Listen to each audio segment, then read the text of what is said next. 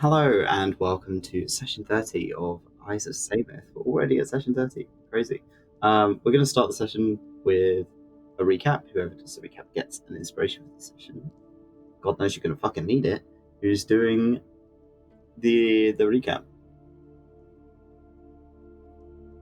I will do the recap.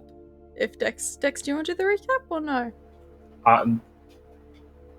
I'm having a slow start. I'm sorry. Yeah, you're fine. I can do the No, honey, you're so fine. I will happily do the recap. Hello, everyone. Last session, the group had a bit of a what do we want to call it? A calm before the storm. Not really a calm before the storm. A bit of a prep session before going into what we knew was going to be a tough fight. Lyre spent majority of the day / evening with 𝘞𝘰𝘭𝘥, perfecting or starting to form what is known as a siphon, a item of power that will be able to draw magic ability from people. He was successful in doing so, working alongside 𝘞𝘰𝘭𝘥 to create, I guess, the prototype is what it was referred to, and it, I guess, can only grow from there. There are a few conversations had about the opinions of said siphon, as well as a little moment that Kaiden had with a druid who lived within the city of Violet Gold.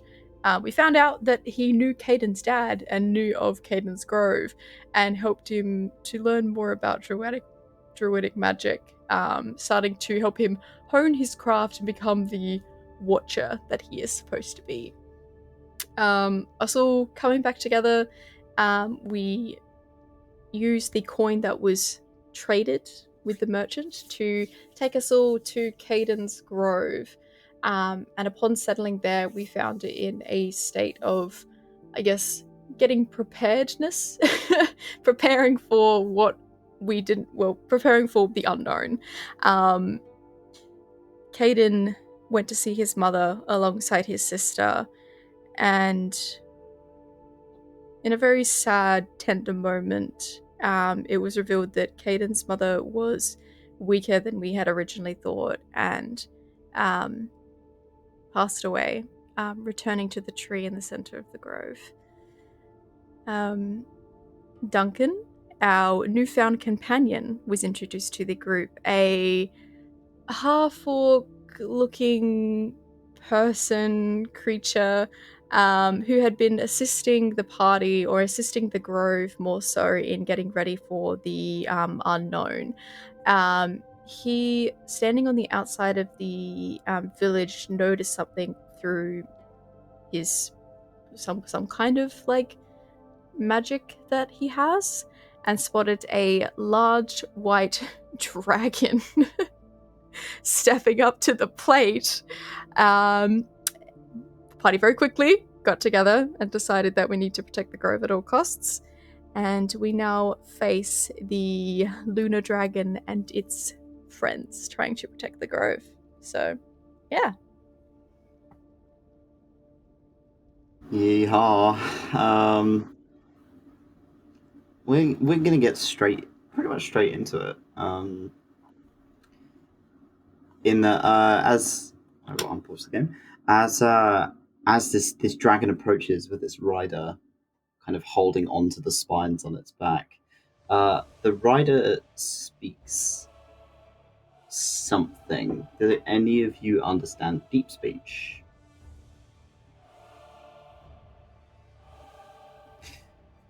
There is a moment of like listening. Duncan turns his head to you because Duncan understands deep speech. Apparently, I was not aware of that. I've just looked at his sheet and gone, oh, and kind of smiles a little uncomfortably. It's like, I don't think you're going to like what he said. And there's kind of a moment before the rider tilts their head slightly, and you see these kind of blue golden scales of this 𝘞𝘭𝘭𝘮 face, as they're kind of looking in your direction, and they smile. as they kind of clock that no one's really understanding what they're saying.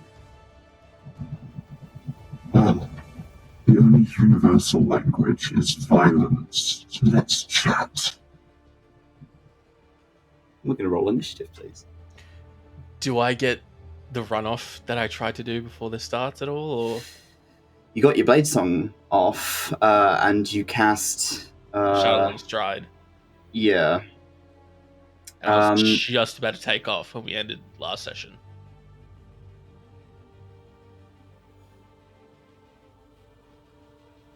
In what direction? Through them. If you're going through them, then no, because they'll still get opportunity attacks against you. No, they won't. Oh, Shadowland so Stride, baby. Yeah. I mean, you can run if you want to run. I just will remove you from the initiative order. Because you're going to be out of combat. You're going to be fucking pegging it. Like, it depends on whether or not they are interested in going after you or if they're going after something else. Because you are the target, or at least you think you are the target. I mean, it was. I'll allow you to do it. It was Lyre's initial plan. He thinks they're after him, so he's just gonna run by. I'll probably run about. I got 60 feet of movement thanks to Blade Song and a Shadowland Stride. I might run 60. How far can I go? 60 feet? Yeah, I'll run to the edge of the map if possible. Okay. So you ping off in this direction. I'll move you to here. And everyone I run past takes 1d6 damage, thanks to a Shadowland Stride. Okay, can you roll a d6 for me then, please? The rest of you, please roll initiative as normal. Okay, so you take... What kind of damage is that? Fire! Fire! Okay. It's not like we run initiative because it says there's no combat running. Hold on. There you go. You should be able to now. Okay. Yeah, Lyre will spin his trident and flick it off his shoe, and flames will spurt out of his feet, and he'll go, "Let's see if they follow." And he will take off running. Really quick, like he's fast. Yeah, he's fucking speedy bitch. Okay. I still need you to roll me initiative. That was effectively your surprise round, is that you've started fucking pegging it. I'm gonna quickly do a bit of rolling on my end. Let's have a look at... Okay. Good roll, Kaiden. Holy shit.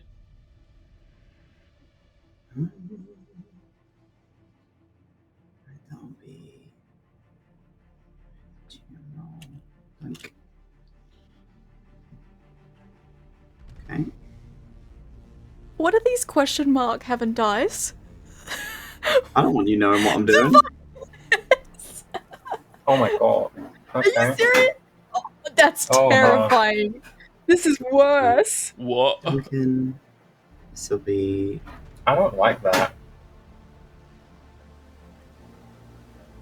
Okay. Why is there so many? God. Because there's a lot of them. Dudes. There is indeed. Okay. Well, you rolled like ass. Alright, fine. Who did? Wouldn't you like to know, weather boy? Okay. Alright, so you've started, like, Lyre in this flash just fucking starts zooming, like, down the path that, like, moves up towards the grove. Catches the edge of this dragon as it kind of flinches slightly, and there's kind of a scorch mark as you go past.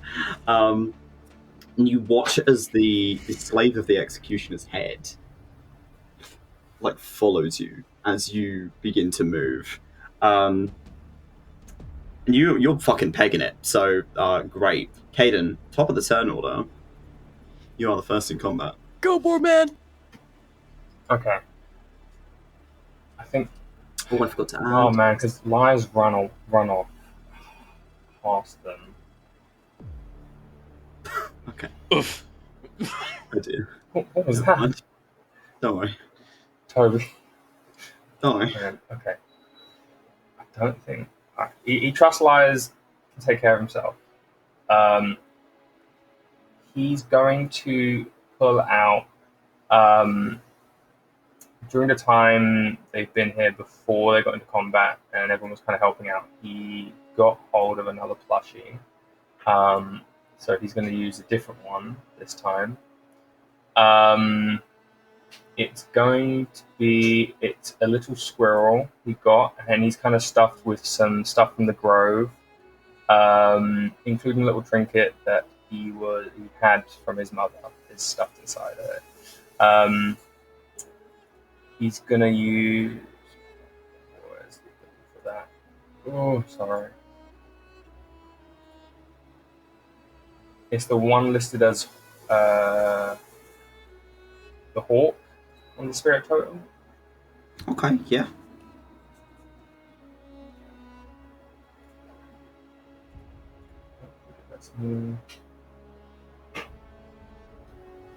Ooh, Yes. That's a good one. That's very cool. Okay. So I'm going to put that there. I think that's in place. The main thing for everyone else is that you all have advantage on wisdom perception checks while you're in the aura, in case this thing disappears again. Yeah. Free action rage, and You don't he's need going to to charge. react. It's a free action, Rico. Hmm? It's a free action. I said free action. Did I say reaction? Oh, I said reaction. Sorry, I meant free action. Yeah.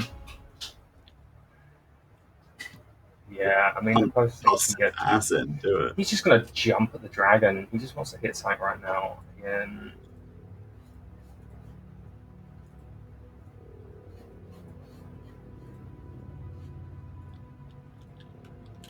Oh, yeah. Wild Magic Surge because of his rage.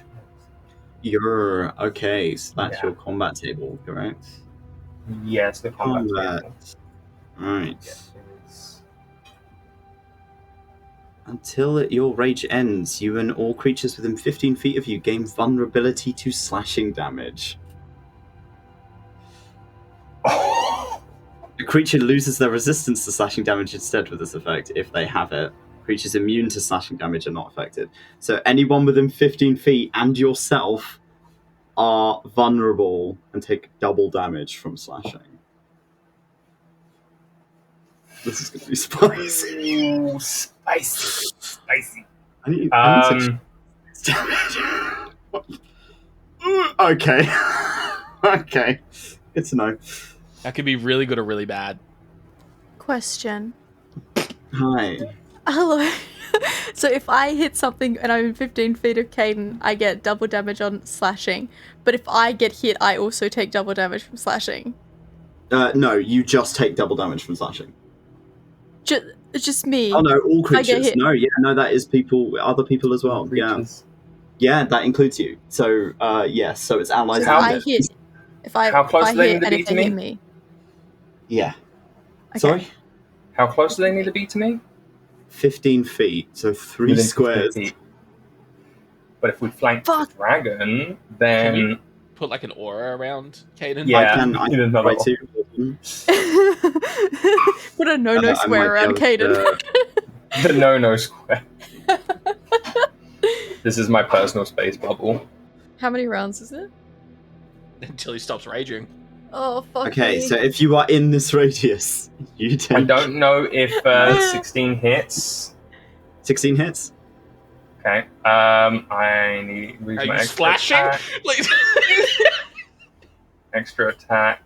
Shit, I'm gonna add the boss bar. There you go, that would be Ooh, good. I don't know if that Oh. hits. 14. Hell yeah.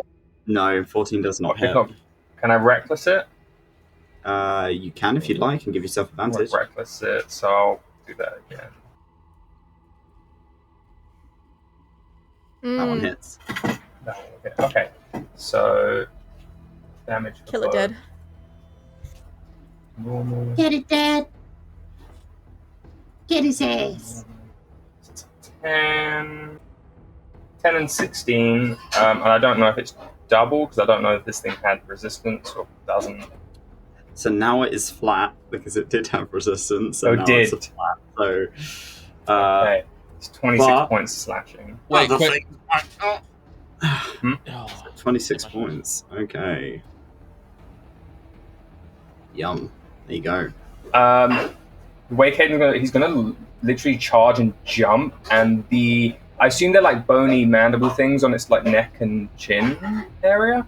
He's literally just gonna try and grab one and bring up the axe and slam it into the dragon and just hack at it as he's like using it to like climb up and pull it down. He's like getting on top of this thing. He does not care right now. That would be my turn. Alright. Alright, it is the Shadow Spirit's turn. And you watch as the Yuan-Ti kind of tilts the head back slightly. Go, give chase. And these three creatures all suddenly turn and begin pelting it after Lyre. So, Lyre, these things are going to catch up to you pretty fucking quickly. That's fine. Because they have a walking speed of 40. So their running speed is 80. So they are pegging it towards you. As you're kind of speeding forward using your magic, you can hear this thunderous kind of pack of animals beginning to chase after you. I can't. What's your current walking speed / running speed?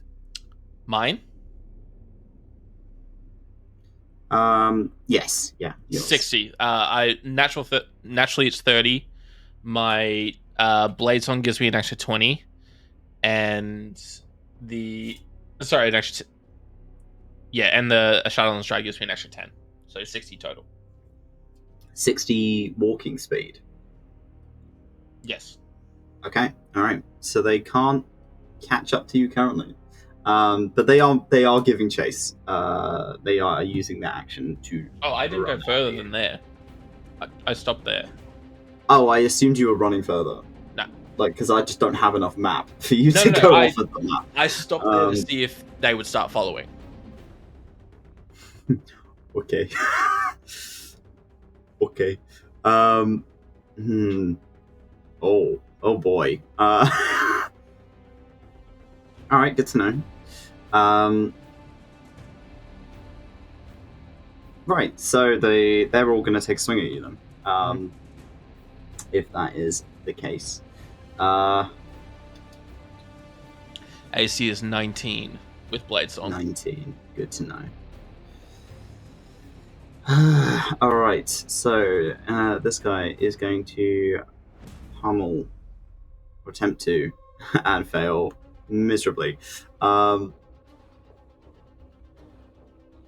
This one is also going to attempt that. And fail miserably. My god. Why is it not rolling with any bonuses? That is interesting. I noticed with my initiative as well, I think I added a bonus. Still doesn't have. Yeah, because the bonuses aren't adding on to that. I'll have a look between my rounds as to why that's the case. Right. Good to know. Yeah, that's they all try and kind of take a swing at you, but that blinding speed you have on you makes you much, much harder to hit, and they are not able to land any attacks on you this round. But you are getting ganged up on, yippee. It's the dragon's turn. Okay. Oh no. It's gonna move slightly to here, kind of with the executioner or the slave of the executioner on its back. And as you've kind of got its head pulled down, Kaiden, and you're looking into this thing's eyes, its eyes are kind of not really there. Almost like blank, kind of white space over where their eyes are supposed to be. But as its mouth opens, it's just this inky blackness. All of these teeth are like obsidian black as this jaw almost unhinges. From the back of its throat, there's this kind of a spark of white blue light that begins to get brighter and brighter and brighter and kind of light up this cavernous darkness that is its mouth. And it is you can feel the air around you starting to get colder as it's beginning to kind of bubble up. It's going to use its cold breath in a cone. Let's have a look. It should automatically roll the con save. If it doesn't, then I guess I'll die. I want to put down the cone. You gonna let me do that? No. Okay, can everyone make me a con save other than Lyre, please?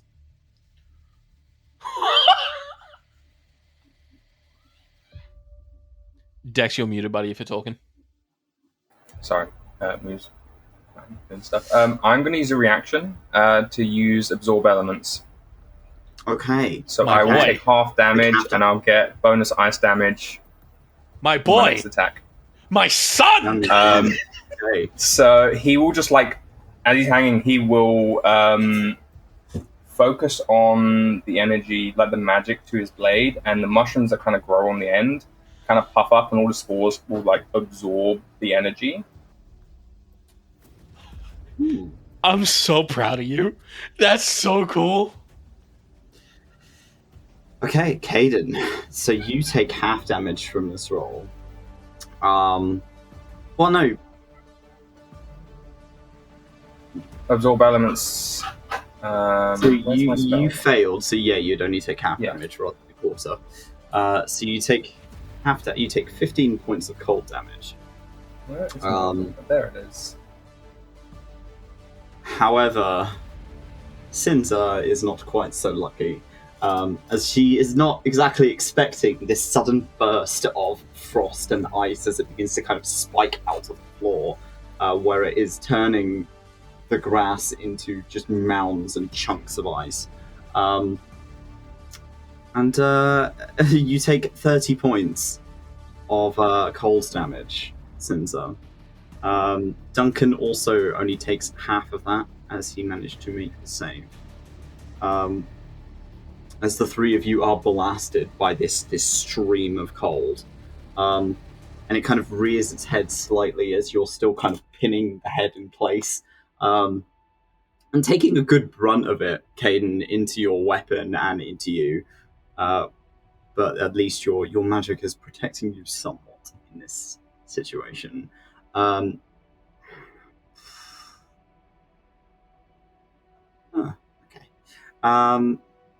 Yeah, and that is all it can do this turn because it has used its big boy action. Right, Lyre. Hello. Lyre, seeing this, is just gonna have genuine fear about his friends, and he's gonna spin his trident, and he's gonna grab. Just a moment. I think, is it you start your turn and it's... Yes, it is. Okay, sorry. Very quickly, as you start your turn within 5 feet of the Spirit of Despair, you lose 20 feet to your movement. So you are 20 feet slower, even with your magic, unfortunately. So I've got 40 feet of movement. The other two, I don't think have at the start of your turn. Yeah, no. So it's just the middle one. You are just a bit slower for the time being. Please continue. Sorry for cutting you off. No. I appreciate you giving me the heads up. It's good to know. Let me just rearrange everything real quickly. So we got... So I mean, you still have 40 feet of movement, yeah, okay. which is quite a lot. Yeah. Okay. Lyre's going to move 5, 10, 15, 20, 25, move 30, 35, 40. All of them take a d6 of damage thanks to a shuttle on stride. They don't do opportunity attacks either, do they? No, they do not. Wonderful. Okay, could you roll me a d6, please? I can. So all of them take 1 point of fire damage. Yippee! And as he's running, Lyre's gonna spin his trident and catch one of the flames that are trailing behind him, and throw it up and catch it. And as he's running, he's blowing into his hand, and the ball's getting bigger and bigger and bigger and bigger before he turns and throws it up and swings his trident and smacks it. And I'm gonna cast Fireball. Right.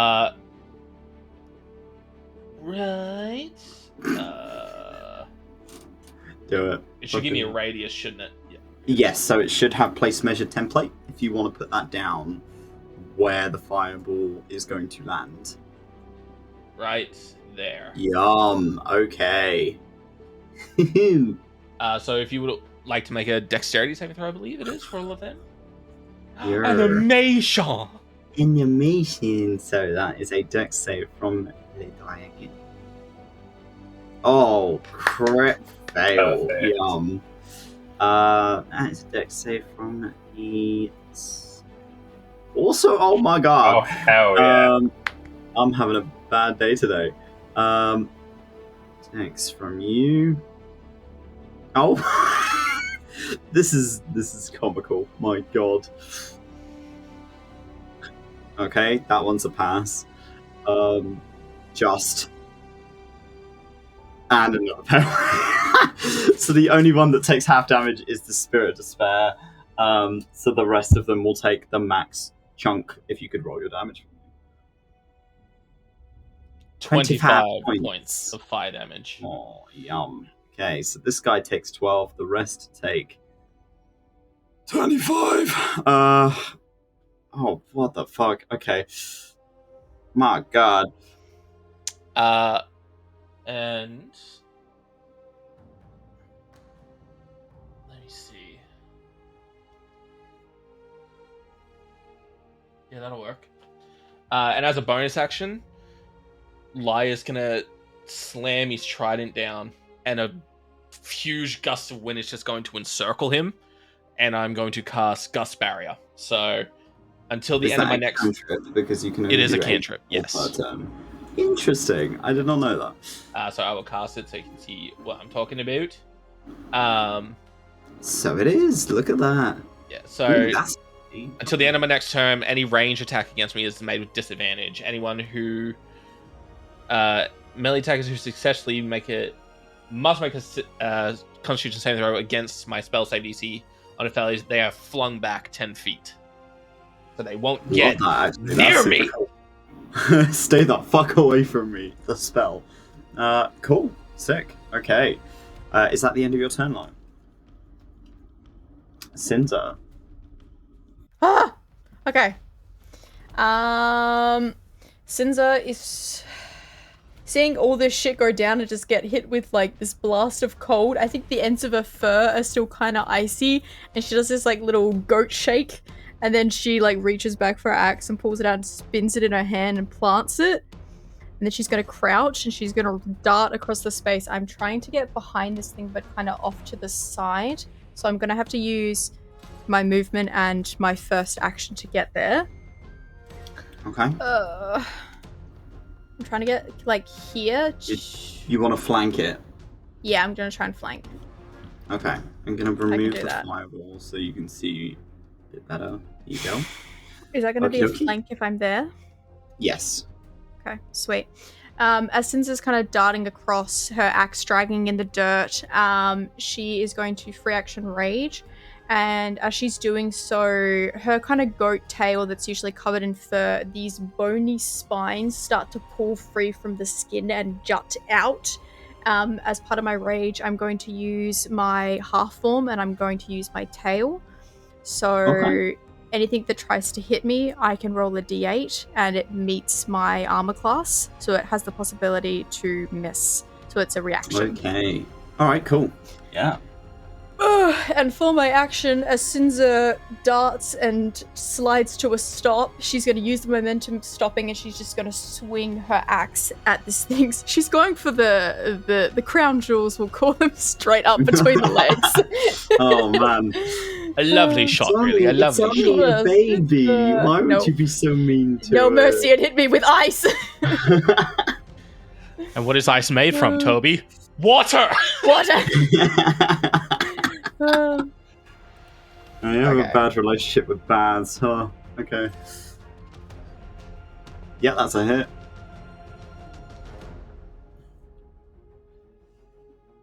This thing takes. Is that flat. slashing damage as well? It is, yeah. Ooh. I'm out of Kaiden's no square.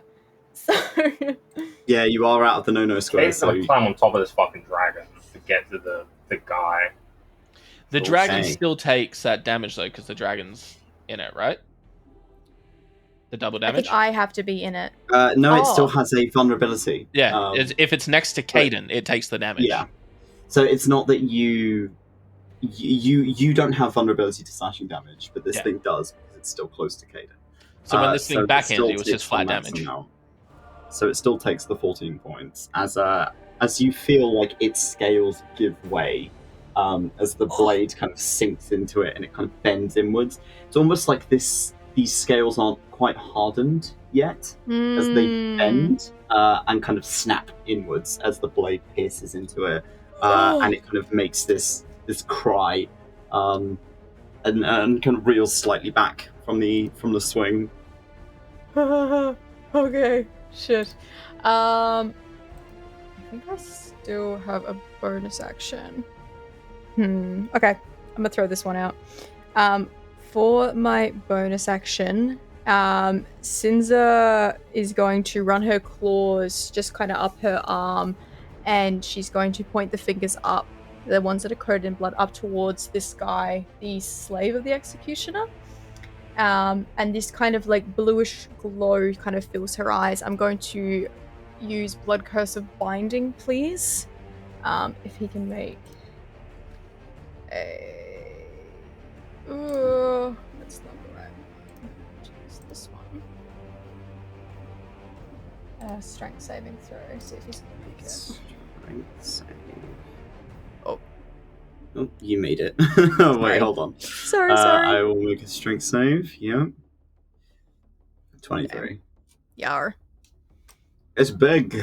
It's a big baby. Uh-huh. It's a big baby. Oh, it was on the executioner, slave of the executioner, sorry. Oh, sorry, that was my fault. No, you're fine. You can use that roll, that's fine. No, it's well, it's the same roll. Same roll. It's the same roll. It's one off. So no, he's still kind of clinging onto this dragon. Doesn't seem to be affected by your blood magic. So he kind of almost shrugs it off. Sweet. Yeah, Sinza just plants her foot, and that'll be my turn, please. All right, so it is Duncan's turn. Duncan is going to pull the harpoon gun off of his back.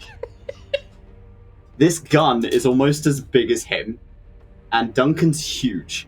And he loads in this fucking pike into the end of it. Chunk. This is like fishing equipment. Hello. This is fishing equipment.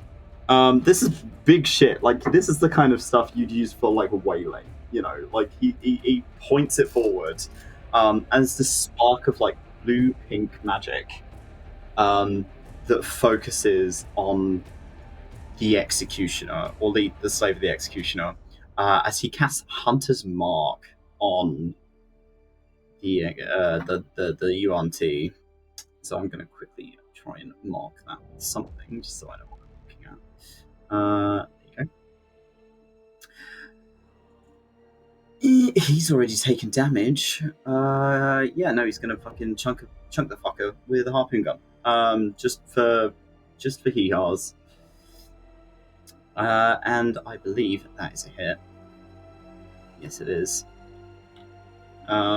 We are going to do some damage. And an extra d6. It's just one, that's fine. Apply damage. As this gun fires, and there's this kind of sound of rope unraveling quite quickly as the pipe flies forward and kind of spears into the side of his ribs. You watch as the executioner kind of swings their head back and kind of it's pierced into them, but it's not quite taut. Like the rope isn't taut. I believe because they are a hunter, they also get. They take that. Colossus Slayers, so they also, because this person's already taken damage, they do an extra d8 of damage off the bat. Yum, that's an extra 5 points. Oh, Rangers. And I believe, does he get an extra attack at this level? Yes, he does. He's gonna do it again. For, like, kind of chunk in another harpoon and go in for another attack. That's another hit. And that's another 11 points. Duncan showing up to the party. My God. Duncan's fucking on it, bro. And that is Duncan's turn. It is the slave's turn. So. Oh god, I've got so many things to micromanage.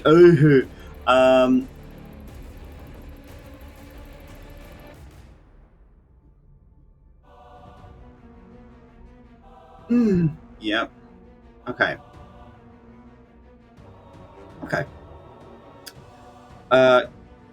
Kaiden. This guy is going to kind of pull from his hip. As he's kind of making his way around the harpoon that's partially stuck inside him. He's going to pull a whip off of his hip, kind of crack it. And as he does, it almost like burns as he kind of flicks it in the air. But it's white as well. It's got this kind of white, frosty, sort of so cold it burns situation, as it almost matches the breath of this dragon. He looks down at you with this kind of smile, and is going to fucking swing the whip at you. Oh,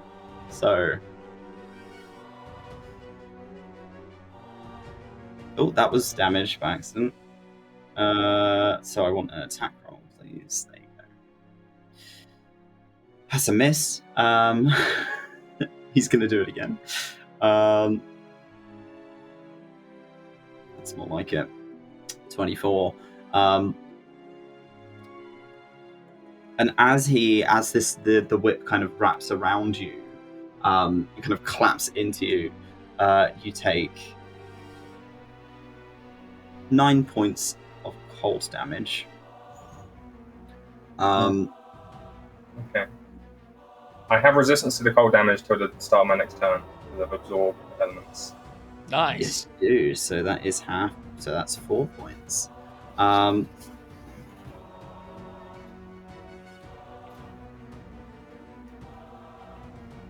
that add that? No, it didn't. It also does an extra 3d6 of damage, so I will add that in. So you take half of that as well. So that's another 4 points there. It's a lot of damage for a whip. Oh yeah. Can't do that on this turn, so just whip you again. It's the third attack. You kind of manage to kind of grab hold of the whip so he can't pull it off you for a moment, and it just kind of bites it. He like fucking grabs it in his teeth. So he's not quite able to like crack it against you again. Yeah. But he managed to get at least one of his 3 attacks off on you. It's like when you've got a fucking dog grabbing a chew toy. It's like, and that is his turn. From somewhere behind Duncan, you can hear this kind of noise of armor clanking, and running out of her house with a warhammer in hand and a shield in the other, is the teeny weeny little paladin of Baylor, kind of with her weapons at the ready, and she's going to just peg it into combat. Unfortunately, she rolled a 1 on her initiative, so she's getting there. She's doing her best. So that is 5, 10, 15, 20, 25. 5, 10, 15, 20, 25. Hey, darling. She's kind of... I feel like this happens at the same moment that he's got the whip in his mouth, and it's like... just as he's trying to say something back. I'd say that's a good look for you, but that would be weird. So she's kind of fucking brandishes her warhammer, and she is ready to go. So, top of the combat round. I need everyone to make me a perception check. If you are in Kaiden's aura, you get an advantage. Not me. Do you want us to make it in Foundry? Whatever's easy for you. So 15 from Duncan.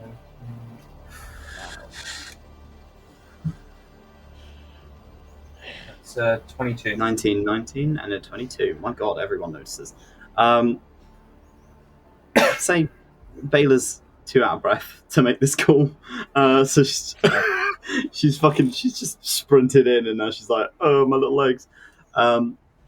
As you can hear sounds of a struggle, and there is this sudden kind of dispersal of energy as the barrier around the grove drops. Oh, fuck! That was fucking odd. It wasn't. And you can see Arvi with a blade in Iris's stomach. I knew. I'm gonna fucking kill him. And you see Iris kind of trying to push them off, and they're struggling, and there's sort of blood beginning to spill against the tree in the center of the grove as she's straining, and Arvi's just got this knife kind of planted into her gut. And there is this kind of twisted, unnatural look on their face. As Arvi's head kind of snaps in your direction, to kind of each of you, and they smile, and it's definitely not Arvi. I sat next to them. And then in that moment, they're gone. Almost like a cloak has just sort of passed up from their feet upwards. Arvi vanishes. Kaiden, it is your turn.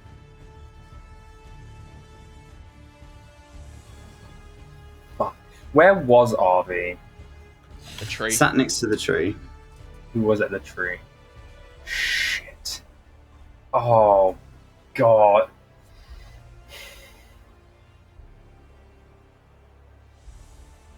He's fully disappeared.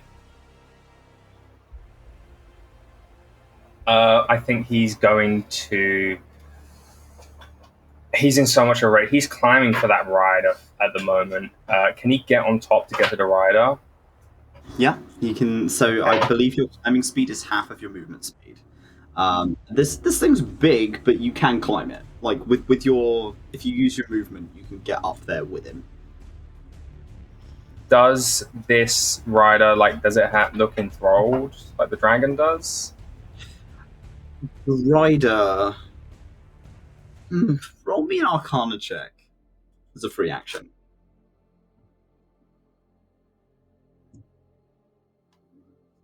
10. 10. It's hard to tell. The kind of look on their face, they've got these kind of black sclera. To be fair, they're entire, all of their eyes are just black. As you're kind of looking into the void, as you look into their face, you don't know how long they've been like this, if they've been enthralled, but it's been a long fucking time. I don't think he cares right now. He just saw Iris get stabbed. He's going to try and bring Migraine down, full-on axe chop into this guy's skull.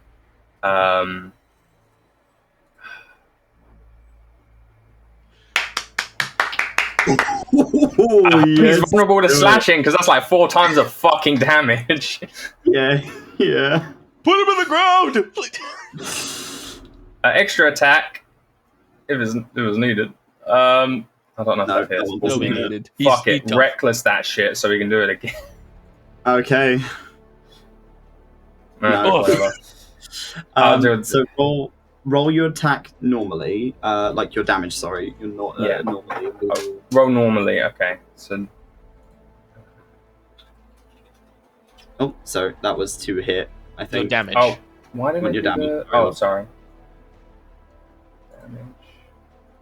You definitely hit him. So normally not the critical. Fucking so close to an 11. Okay. Okay, so that is quadrupled.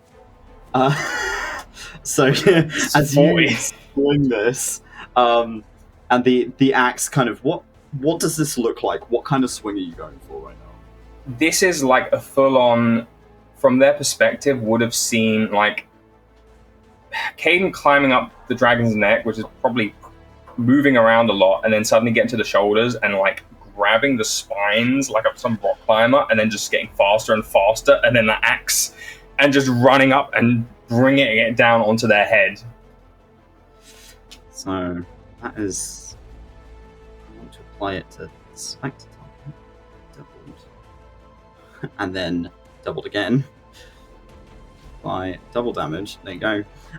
As this kind of the axe kind of connects with the side of their helmet. The helmet dents in.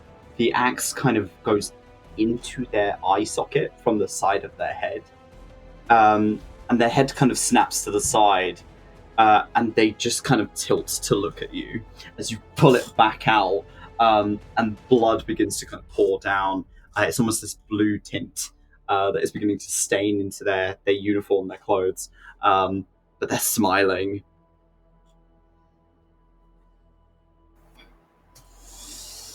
Oh, I don't think I've got anything as a bonus act. You know what?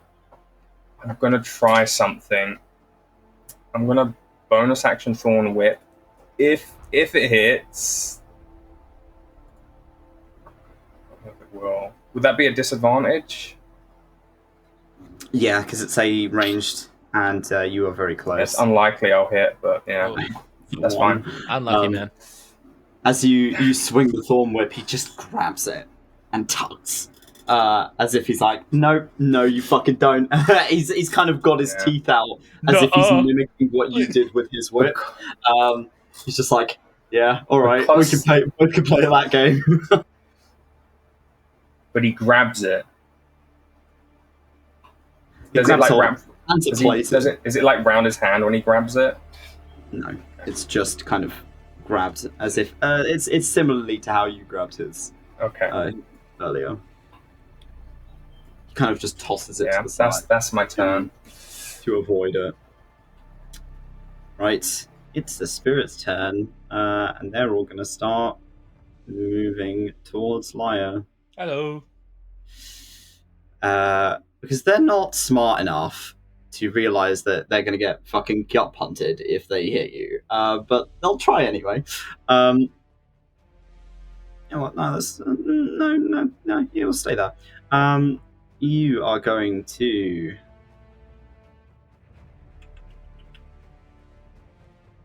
Ooh. This guy is going to kind of look at you.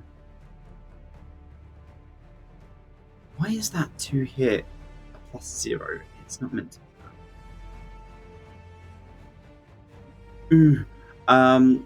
I will sort that out. So as it kind of opens its jaw, again you watch it almost like unhinge. You watch some of the sinew of its jaw begin to snap as the jaw opens unnaturally wide. I need you to make me a whiz save, please. Wisdom +4, not bad. Is this a magical effect? No. Yeah. +4, that's going to be 18. Okay. You're kind of able to keep your nerve as this kind of thing looks at you. It's quite terrifying, but you've seen worse at this point. as it's effectively trying to frighten you. You don't quite take to it. You kind of manage to stand your ground. However, the other ones are just going to fucking swing at you. It's going to be a... It was a plus that.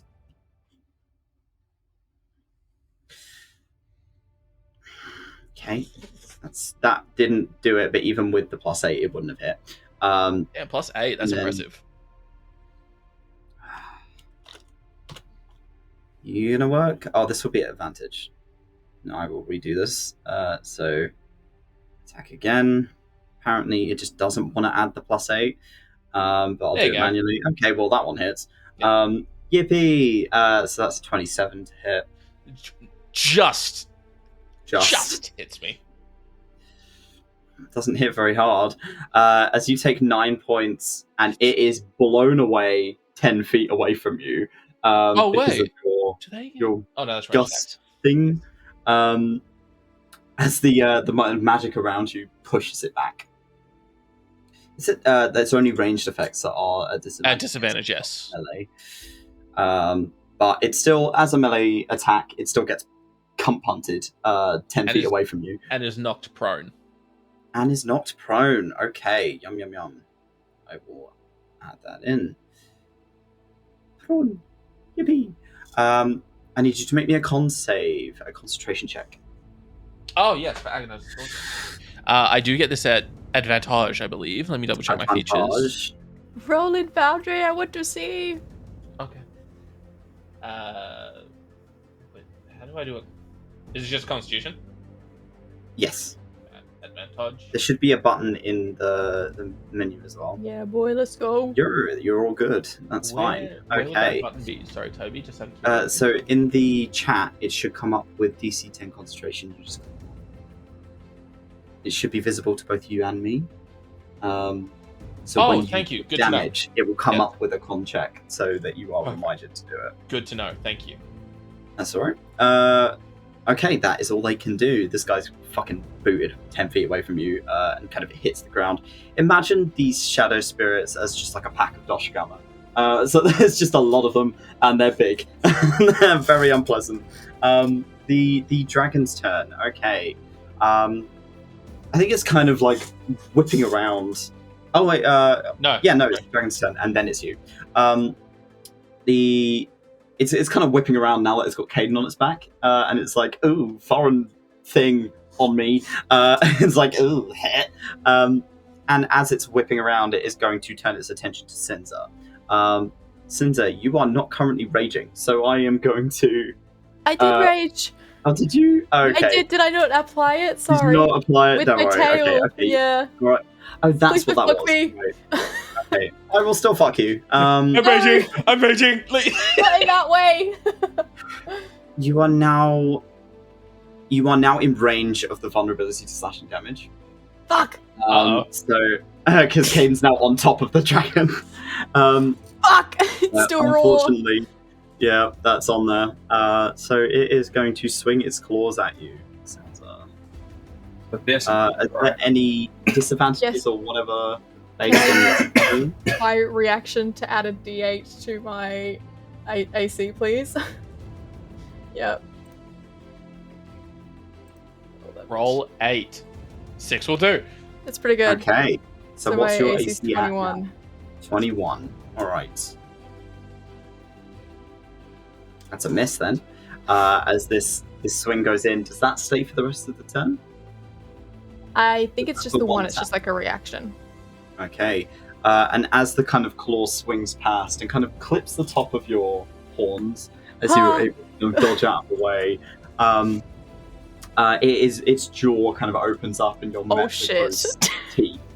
And it is going to try and bite you. Oh no! So this is piercing, so you do not take double damage from this. Okay.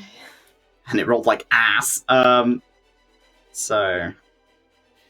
Oh, that would be halved, sorry. You're going to want to fix that. I'm going to want to fix that. So I'm gonna.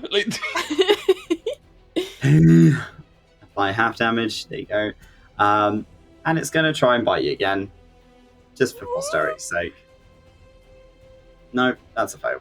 My god, my rolls today are fucking awful. As you're kind of able to dodge out of the way of the second one, as you're kind of caught by these teeth as it clamps around your arm briefly, and it's just cold. You're expecting it to burn, but it's just fucking cold. It's almost like all the life is getting seeped out of your skin. It's very unpleasant, as this thing is still kind of bucking around with Kaiden on its back. Lyre, it is your turn. Hello. Lyre is going to move 5, 10, 15, 20, 25, 30, 35, 40, because I started in range of those dudes, right? You did indeed. Yep. So they all take 1d6 damage, except Kaiden. I made sure to stay out of his range running by him. So I'll roll a d6. They all take 1 point. Fuck me. And then Lyre is going to stand still, and the flames are going to drop from around his ankles, and I'm going to drop Agonize Scorcher. Charlatan's Stride, sorry. And he's going to reach into his pouch and pull out a small bit of silver and rub it on his fingers and wipe his eyes. And I'm going to cast See Invisibility. Ooh. Good shit. And you have advantage just for perception in the aura. Yes, I do.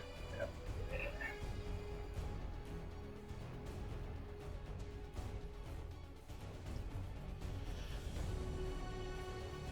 You're muted, my friend Toby.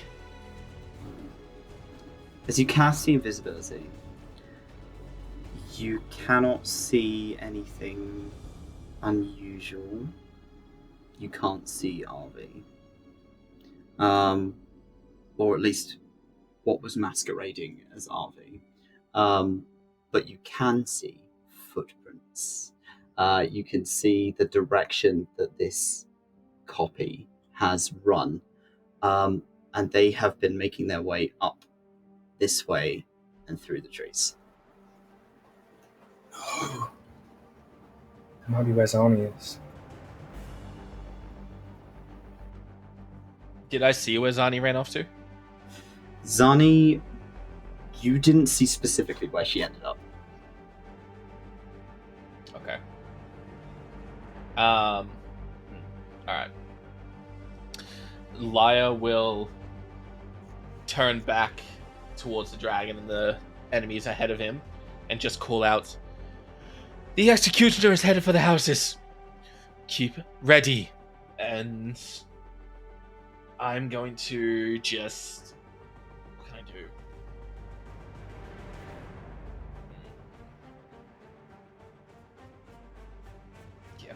Yeah. He's just gonna spark his trident along the ground and cast Firebolt as a bonus action. Yum. Okay. I'm going to target who looks fucking... I'm going to get rid of these fucks, actually. Sounds like a plan. Never mind. Not quite. Oh, actually, no. That is a hit. Yep, that's a meet and beat. Oh, okay, cool. Damage. These things are not. They're not well armored. They're just animals. Yum yum yum. Okay. 15 points of damage. How do you want to do this? As Lyre sort of turns back, he's just gonna flick that spark off to the side, and I just want to shoot through this thing's temple.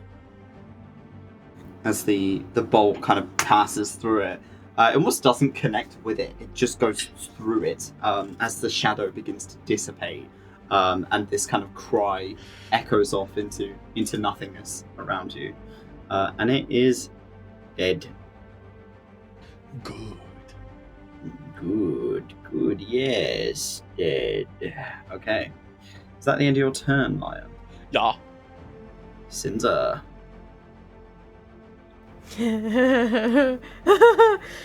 Sinza, seeing in the corner of her eye Iris gets stabbed, her attention is pulled for but a second, and then she's immediately snapped back as she feels the dragon's teeth impact with her arm. Kind of pulling herself free, she looks down at the blood that's starting to dribble off her arm, and she just runs her fingers through it and then up over her axe. I'm going to use my Crimson Right as this kind of red energy starts to flood across the axe. It is going to be fire damage, so I'm wondering if it's going to have any effect on this thing. My curiosity is. And Sinza is just going to, spin her axe for her 2 attacks. She's trying to aim just like up into this thing's like chin as it snarls at her. Hit it. I'm going to use my right first. Hit a target. Let's go. Oh, yum. Oh! Fucking go. You muted, Toby. Get his ass. Get that big dragon. This is slashing damage, so it takes double damage. Fuck. So that is 22 times 2. That is 44 points of damage as you Atta girl. fucking hammer it into Yes. this dragon. And you take off a good chunk of the spines on its chin. As you kind of just saw through it, and they kind of go flying across the floor and scatter into the dirt, and it lets out this cry as this black-blue fluid begins to just kind of pour from its injuries. 44 points has done quite a chunk. Okay. And it's not looking great. It's still standing though. I'm gonna hit it again. As it reels from the impact, I'm just gonna bring my axe straight back down in the direction that it is reeling into, please. Good hit. That's a hit. Yes. Is she technically flanking with Kaiden being on? On top, no. With Dang. Baylor? With Baylor, yes, I guess so. Yes. Yeah, you can roll advantage.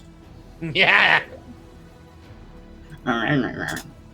I'll just You'll kill us soon. Don't worry.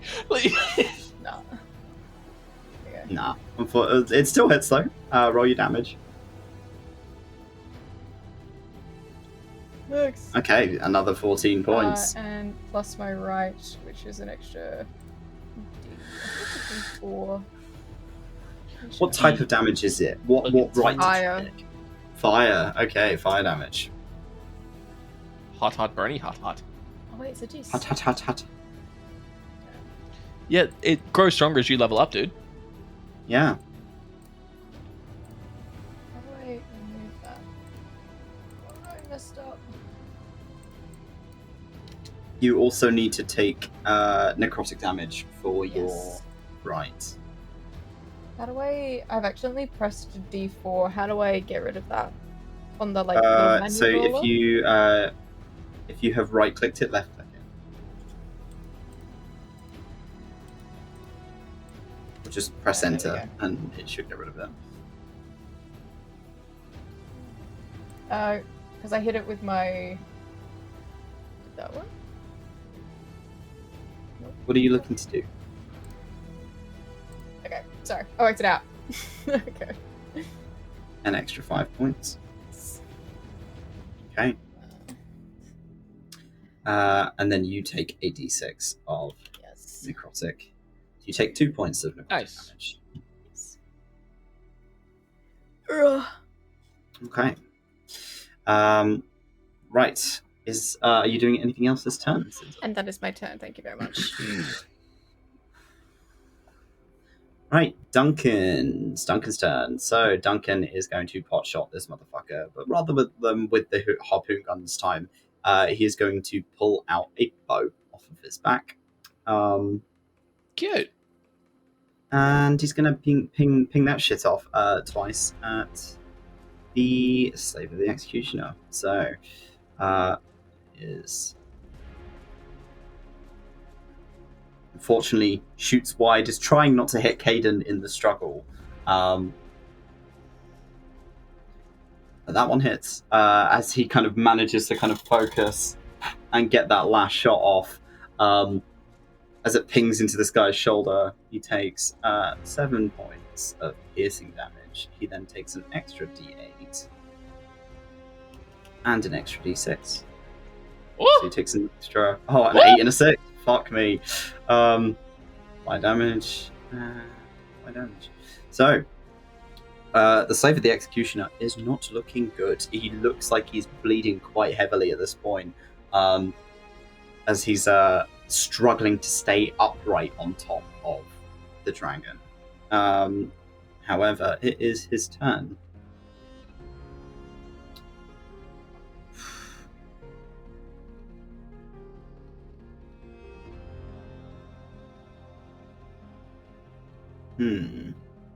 Okay. 5 creatures in 60 feet. Okay, let's give that a go. That's all of you lot. So, everyone needs to make me a con save. What is happening? Is it magic? It is magic. Okay. I just realized that I'm magic resistant. I don't know when that happened. I just learned that too, dog. Oh, because of the satyr stuff, yeah. Yeah, I just didn't know? realized that. And the I Quan T just stuff, found yeah. out. Oh, I knew this whole time. I thought that was just being a bluff. What save are we making, Toby? Sorry. It is a con save, please. Where's my fucking con?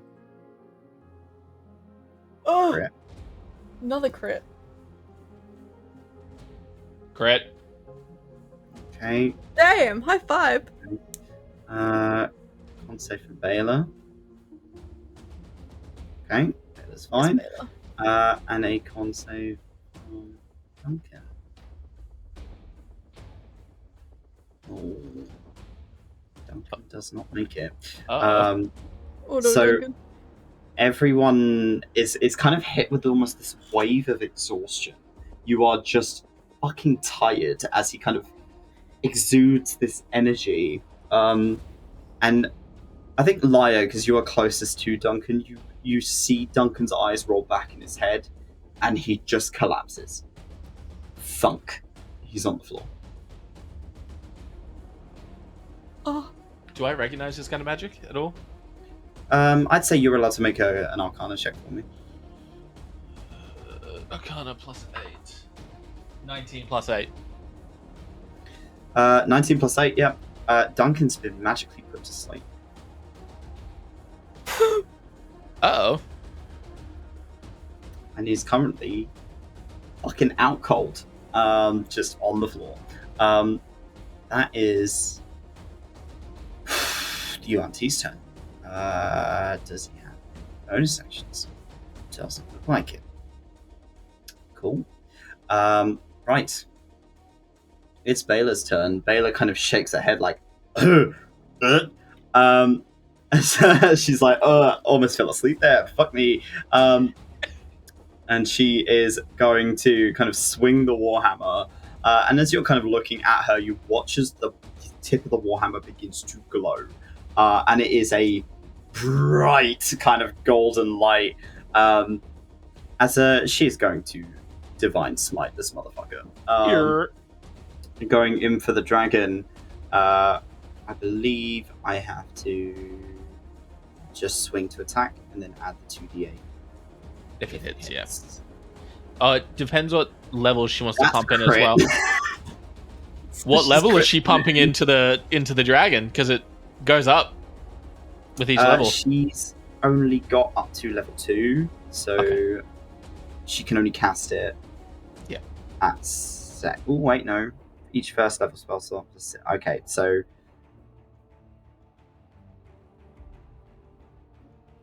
Okay, so it's up to 3d8. So 3d8 I will add on to her damage.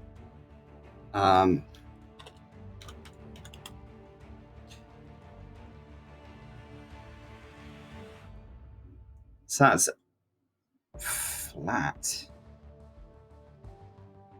Would have been the 4 plus 1 plus... Okay, so 12 times 2 would be 24. to this thing, I will... That's on me for rolling those all at the same time. Oh, I should not have done that. So 24 off of this. I have to manually do this now.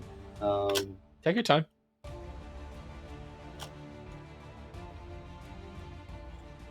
And then 15, 19. Oh boy. Oh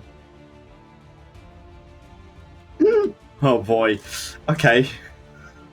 As her hammer connects with it, it just sears like a print of the hammer into this thing's scales.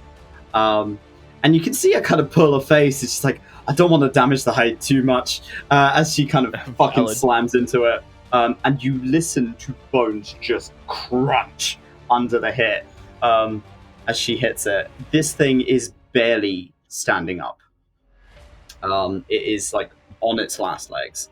That is Baylor's turn. Kaiden. I would like to use my action to try and grapple this thing with my thorn whip.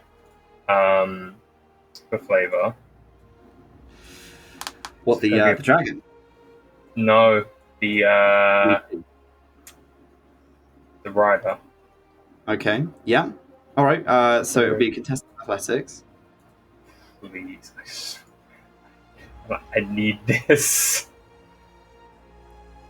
Good shit. Good shit. Okay. Oh, yeah, you managed to grapple him. It takes a bit of effort. This guy's surprisingly strong. As you kind of grab hold of him, you have him grappled. He is pinned. He's pinned. That was your action. Okay. So what would be the difference if he's pinned and not grappled? That's what it is. It's like he's okay. pinned. Okay. I want the thorn whip to kind of just wrap around him so that Kaiden can have like one of his hands free and just kind of grab the vines around him. And he's just going to jump off the dragon with him and slam dunk him into ground. He's just going to full on whang, fucking head straight into the dirt, and then he's going to just charge back to where Iris was. He'll still hold on with thorn whip, so if this body's coming with him, he's coming with him. Roll your thorn whip damage for me. Okay.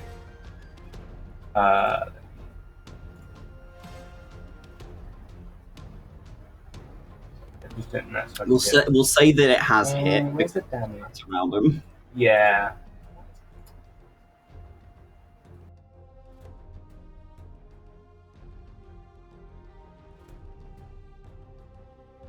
Okay. 4 points. As you jump off and begin to kind of make your way in that direction with him in tow, you literally, like, as you swing off the momentum, you're able to kind of pull him in a full wide arc over the top of you. And he kind of hits, like, head first into the dirt, with this kind of dink of his armor hitting the rocks. And then you just begin dragging him, like, through the dirt. You're only able to get up to here, as That's your fine. movement is halved while you are moving with another unwilling creature. But you are kind of dragging him through the dirt, and he is wriggling, trying to get out of this grip. Are you doing anything else this turn, Kate? Don't think he can, because it doesn't give him extra attack if he's already grappled, I think. I don't think it works that way.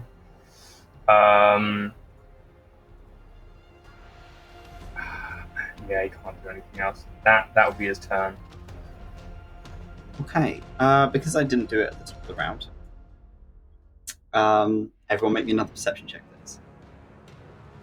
Those within Kaiden's aura, so that will be Lyre, Duncan, and Kaiden, can make advantage.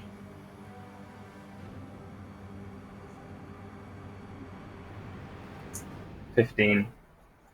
15, 16, 18, 18. Okay. Everyone other than Kaiden hears the almost like the tail end of an echo someone screaming from the other side of the grove.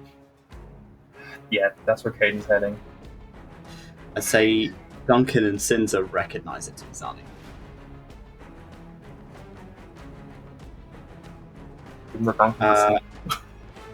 Duncan's asleep, yeah. He recognized it in his sleep. Hands out fucking cold. No. Okay. Right, so the Shadow Spirits are going to start pounding it after. Well, actually, you know, well, this one. 5, 10, 15, 20, 25, 30, 35, 40. 5, 10, 15, 20, 25, 30, 35, 40. Okay, this one is going to attack Sinza. Sinza, it is at advantage because it is flanking. So that is advantage. 13 does not hit. As this thing is. Oh fuck! It's got multi-attack. No, It took me until now to realise it can hit more than once. Okay, well I'm doing that again then. And that is advanced again. Reaction? That's Can crit. I add Double crit. Double crit. Yum. Okay. And here's the shift. Here's the turn. Can I use my reaction to try and buff this? That will be a 28. I don't think your reaction's gonna. No. Okay, that's fine. I'll take it. Well, technically, then that means the first attack would have also hit. Yeah, because it would have been a 13 plus 8. Yeah. Never Hit me mind. where it hurts, Tobias. Okay, so we'll do the normal attack first. Do you want to use your reaction to stop the first one, Lab, or Yeah, try can I to? try and use my reaction to stop the first one? You can try, roll me d8. Okay. Oh god. Oh. 22. That's up to 22. First one's blocked. 22. That would make it. Yeah, so the first attack does not hit. However, the second one still crits. So I will still. At least you're not vulnerable right now. That's the bonus. It's a small win. We'll take it. Like, I'm taking it. So I may just use the roll I've already done. It will be a flat because the double will be halved anyway because of your rage. So you take 17 points of slashing damage as this thing's claws kind of sink into you. Down your spine, almost like it's raking down the back of you. Tears through your shirt. No, your fabric is just completely fucking torn to pieces. So have fun. And that is that one's turn. This one is going to attack Naya.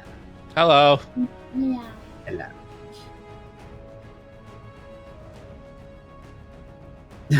No, that's a miss on the first one. It's only one. We've And a miss on the second. So that would have been a 15. And you've got like 20 with blade song? 19. 19. Okay. Yep, both of those are a miss. You're able to kind of dodge, bob and weave, you know how it is, out of the way of this thing. The other one is dead, TM. Okay.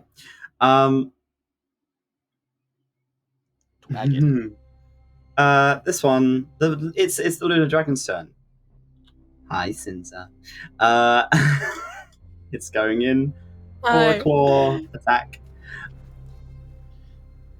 Oh. I believe that is with everything it needs, so that's a 12 and it misses. It's also then going to go in with another claw. No, it wouldn't be another claw, it would be a bite, sorry. Ignore that one. It would also be at advantage. Forgive me. Yeah. So I will. I'm being flanked. I'll say that second claw was the advantage then, so the claw still misses. I will roll again for the bite and see if I do any better. No, but it still hits. Alright, so we'll do the damage for the first one. So that's halved. You take 5 points of piercing damage. And then the next one will be at advantage. There you go. Yum. Okay. And you take another 6 points of piercing damage. And then it just vanishes As a The bonus dragon? action, it is going to become incorporeal as it just vanishes. The same way that you saw it as it entered and kind of pulled itself out of this rift. It almost just phases out of existence. And you can't see it. Fucking dick! Lyre, however, you can. Lyre, as you've got your see invisibility up and available, you still see the white kind of glittering outline of the dragon as it is moving out of the position that it was in. Because you can't see it, you don't have any attacks of opportunity. But this thing begins to move. Can you give me just like a... Has 40 feet, so it's going to move to here. Lyre, it is currently here. Up there? Okay. Yeah. What? So it has moved to this spot. Gotcha. That is its turn. Lyre. Yes. Lyre's going to just track the dragon, and he's just going to spin his trident and shove it into the neck of this thing behind him. And I'm just going to... I don't know. I'm just going to roll... Fucking kill it. Where the fuck... Kaiden doesn't know. He's just running straight at this thing. That's 15 plus 5, I believe. It's Hits. D10 your... plus 2. I'm not very strong. That's 9 plus 2, 11. How do you want to do this, bud? It's just gonna ram straight into his neck, and I'm gonna pull it out. As you do so, it just dissipates the spirit with almost this wail that leaves it, and it is dead. It's gone. Okay, so I have 40 feet of movement, Toby. You do indeed. I'm gonna run up to this dragon, and I'm gonna hit it and try and get it out of its incorporeal form. So Lyre's gonna run up. He's gonna sort of drag his trident along the ground, and as he moves, he's gonna take very specific steps and look like he's almost dancing before he spins his trident and just drives it into the neck of this creature. Where the fuck are my dice? I'm nervous. Lav. Is it a crit? Why aren't you rolling in Foundry? I don't know where to click for a weapon. I'm a wizard. It's in your It's in your fucking thing. Add it to your hopper. How do I do that? I believe you. I believe it's a crit. This is my question. Where the fuck is it in my sheet? I don't know weapons. So it's in the second tab in your inventory. It's the first thing on your sheet. Okay, yeah, okay. Do you want me to re-roll that again in Foundry, Toby? No, that's perfectly fine. You're welcome. Are you sure? Yes. Okay. I'll roll. I'm sorry. I'm nervous. Roll some damage for me. Yes. D10. 8 plus 2, so 10. How do you want to do this, Lyre? Really? Yes. Yeah. Really? This is his first kill with a weapon. And Oh no, he just dragon. slaughtered that fucking shadow. Never mind. His first don't count. This is his first big kill with a weapon. Big kill with a weapon. Mm-hmm. You're sort of gonna see Lyre do this really elegant, beautiful dance, and he's just gonna jump and sort of land his trident and drive it to the ground. And Toby, if I can add a little bit of flavor, as he's sort of standing there, like the visage of this dragon sort of just re-emerges, and Lyre's just sort of got his trident stuck in his neck, and he just twists just to make sure it's done, and then his eyes are going to shoot over towards the hut where he saw the footprints leading. Okay, this kind of direction. Right. You do this last amount of damage to this creature, and it lets out this cry as the breath is stolen from it by your weapon as you draw it out. And it falls limp on the floor in kind of a heap of these beautiful white scales. almost like the trail of glitter of this phasing in and out of incorporeality has subsided, and you are stood on its corpse, looking in the direction of where you heard the scream coming from. Is that your turn, Lyre?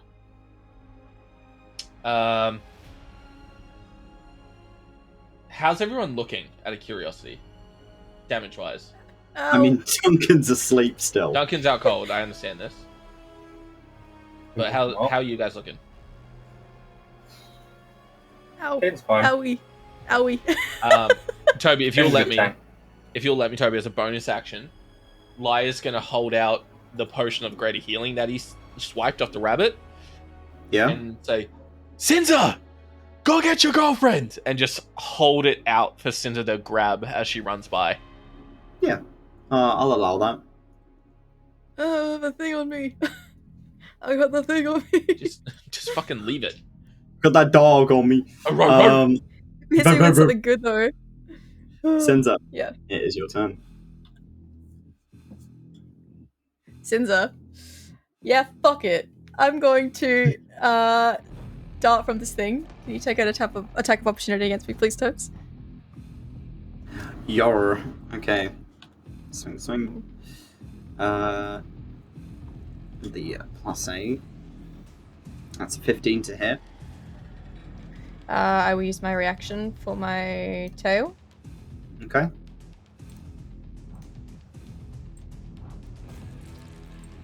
Doesn't hit. So you manage to kind of almost like ping it off, like its claw comes down upon you and the tail kind of swings and claps it out of the way as you begin to book it. Cool. I'm going to use my movement and my action to basically just beeline straight for Iris. As you do, you kind of sweep the potion out of Lyre's hand as you go past. Yeah. I'll move that into your inventory for the time being. Thank you, darling. I have another. How is she looking? She's still got a knife in her stomach, or is she like? It's been removed. It was almost like removed at quite a pace when RV ? Left. Okay. And she's bleeding quite heavily. Okay. She's pale.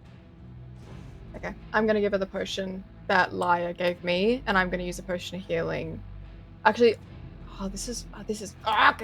I have a potion of healing on me. action to administer a potion to someone else. Okay. It's a bonus action for you to drink it. You gotta keep fighting. And the devil on your shoulder, you have to fight. I have a potion of healing on me.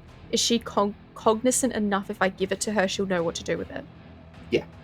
It's not the potion that Lyre gave me, this is a different one. This is a different potion. You're giving her a smaller potion. She doesn't seem to be quite as tanky as you. She could probably do with just a smaller one and be fine. Okay. She's not completely out of it. She's like she's holding the wound. She's kind of looking at you. She looks panicked, but she's functional for the most part. Yeah. Sinza hands her the potion, just places a hand where the wound is. It's just like, go find somewhere safe. Go find somewhere safe. We've got this. Okay. As she kind of nods, and you watch as she's heading away from you. She's struggling to kind of walk in a straight line, but she does down the potion as she's beginning to move. She makes it back into RV's study and hides. That is your turn, since Duncan is still asleep, and because he is magically asleep, he cannot be woken up unless by somebody else. So he is currently out. Slave of the Executioner's turn. He's going to try and break out of this grapple. So that would be... Be strong, Kaiden. Be strong! Yeah, roll me a contested athletics, please. Flex. Oh, he's not going anywhere. Man's fucking stop. It's like in Red Dead 2 where you like kick your hostage on the back of the horse, where he just stops and kicks him in the head. Dink. as you're like, he's pretty close to you, however. So Yeah. even though he's close to you and he is grappled, he still has the opportunity to attack you from where he is. And because his head is kind of in your direction as he's being dragged on the floor, he kind of lifts up his head as much as possible and is going to try and bite your ankle. I mean, fair play, yeah, dude. that's all he can do right now. He's because it's a 5 feet. He doesn't. I don't think he has disadvantage. Does he on a grapple? I think he might. Let me double check. Grapple condition quickly. I think when it's within 5 feet, time. he might not. I know things have attacks for have advantage against him.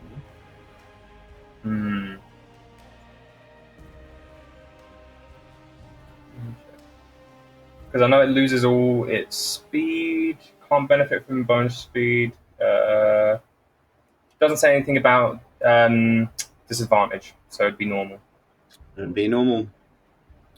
It's fucking horrible though.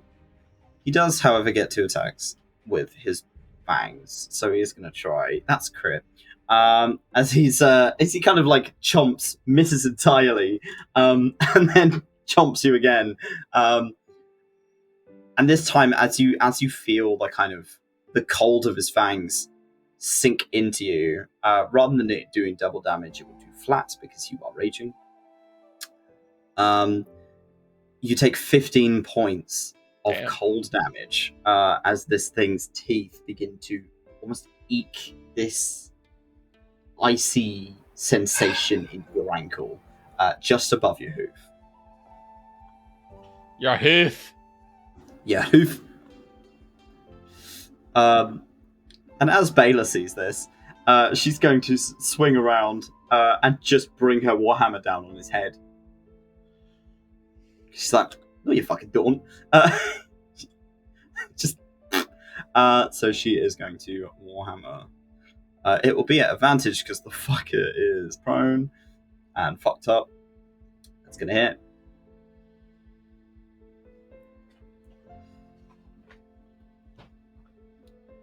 She does 8 points to Yuanti's head. She's then also going to swing again. I believe she gets that. Yes. Yes. What is the challenge ability? I haven't played this kind of paladin before, or not in a long time. She's gonna roll damage on that one too. She does another 7 points. As she's just effectively turning this guy into jam. She's like, "Stop fucking biting him!" As she's fucking slamming this warhammer into his head. He's not looking good. Like this guy's on his last fucking legs. But that smile has not left his face the entire time, even though like half his head is almost like split open from that axe swing into the side of him. And he's bleeding heavily. He's still mostly cognizant. Kaiden. I feel like just the bite, it's just hit that nerve in him where he was just like, "Are you fucking kidding me?" And just does this turnaround, and it's like it's fucking migraine time. It's gonna live up to its name again. He's gonna hit this thing. Okay, and that's advantage. Yes, that will be at advantage. Okay. You are getting flank. Hit his ass.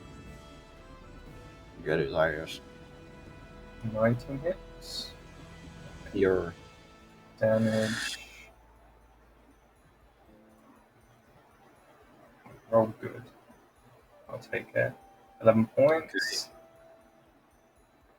Okay. Before I use extra attack, is he still alive? He's still alive, barely. Okay. Extra attack. God, I really hope just fucking kill it. Like... I've got an idea, but just kill it. That hits. Meets and beats. Some good damage. Oh no, I hit the attack. Didn't I? Sorry. No, it's okay. Roll your damage again. Good roll. How do you want to do this, Oh, Kaiden? thank God. Oh, my God. Kaiden's going to bring down Migraine, and he's not going to aim for the head this time. He's going to just lay it into his back and like into the shoulder. And then the second attack, he's going to just leave it there. And he will grab them by like the helmet to push their head back. Like he crouches down to do this. And he kind of just looks into their eyes because he's expecting this executioner to see him through them. And he's just going to say, I'm coming for you next. And then he's just going to stand up and put a boot into their skull. Or like a hoof. You pissed off the barbarian. The hoof fucking just collapses what's left of his skull into this kind of jammy, indented crease on the floor. And you watch, like, one of the eyes like pops out. It's very unpleasant overall. As it's just kind of a mess on the floor. And you watch a kind of a few kind of post-mortem twitches before this body falls still.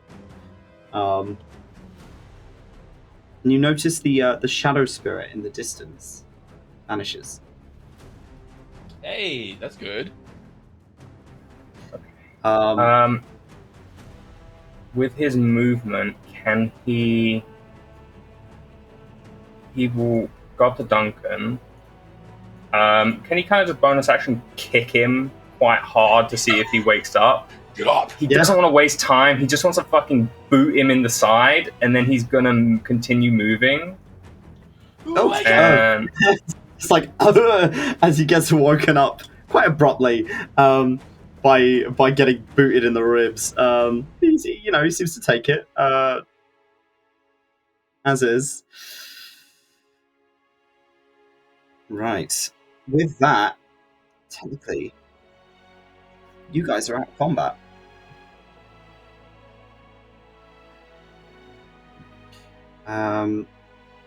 As there is a myriad of dead things laying about the entrance of the grove, and you can hear the sounds of struggle from up here. With that, we've gone break. Yeah. So we'll be back now very shortly.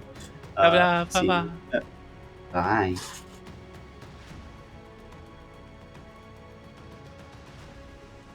So, now that you're out of combat, and you have successfully woken up Duncan, as you begin to all of you begin to kind of make your way across and up, Baylor tells you she's going to stand guard at the front just in case something else arrives, and stays put. But the rest of you begin to move.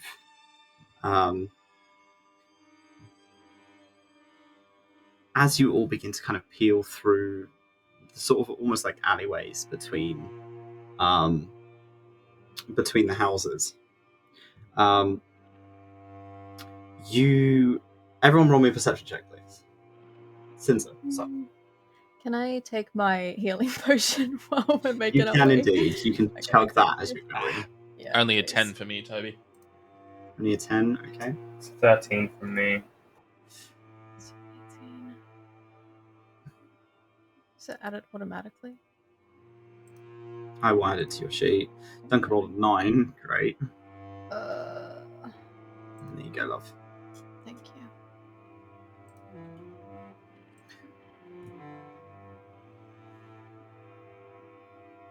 And 15 from Sinza. Okay, so Sinza, I mean, you're first to notice it. It's hard not to notice. Dressed in her long kind of robes, with the leaf shawl that she was wearing when you saw her last, is the Archdruid 𝘏𝘪𝘨,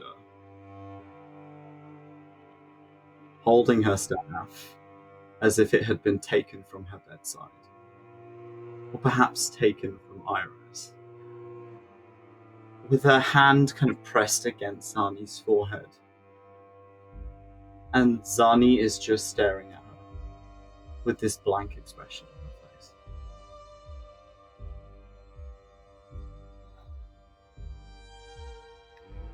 Oh my god.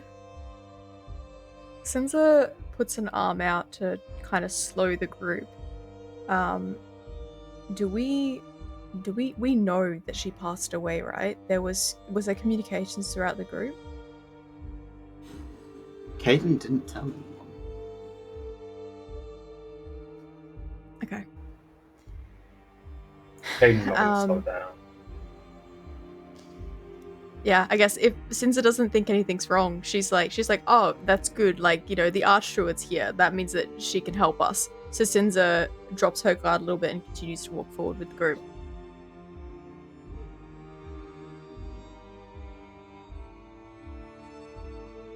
Okay. So Sinza just starts making her way forward. Like, this is great. Yeah. This is a good thing. Yeah. Rest of She's you, gonna help us. you make your way in, are also able to see 𝘏𝘪𝘨. And obviously Kaiden. Kaiden's charging at this point. Okay. He's full you on just charging. Through, you just barrel through fucking Sinza and Lyre as you begin to kind of hone it in. Can you roll me an unarmed, please? An unarmed.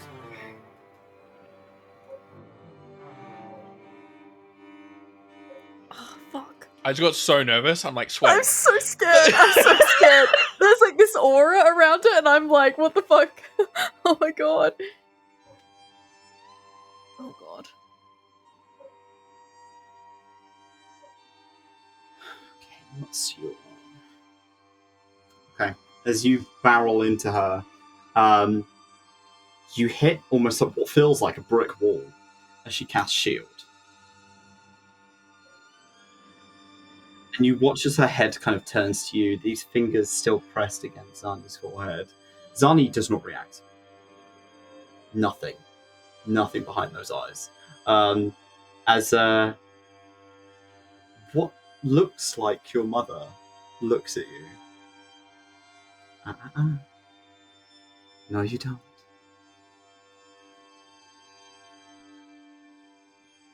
Step back, Kaiden. This is your only warning. I don't need any more motivation to kill you. And he's gonna just start headbutting this fucking shield. As you do, there's this thunk. Thunk. Thunk. Thunk. You're beginning to bleed. The amount of times that you're hitting this thing, you're starting to bruise. There is like a grave beginning to bleed on the top of your forehead. And there's this smile, this gentle smile on 𝘏𝘪𝘨, face.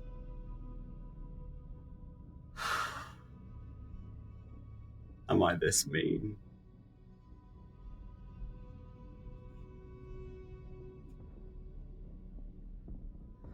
I gave you a warning. Oh no, Zani. Oh. And you watch as 𝘏𝘪𝘨's attention turns to you, Kaiden, almost fully. Zani still does not move.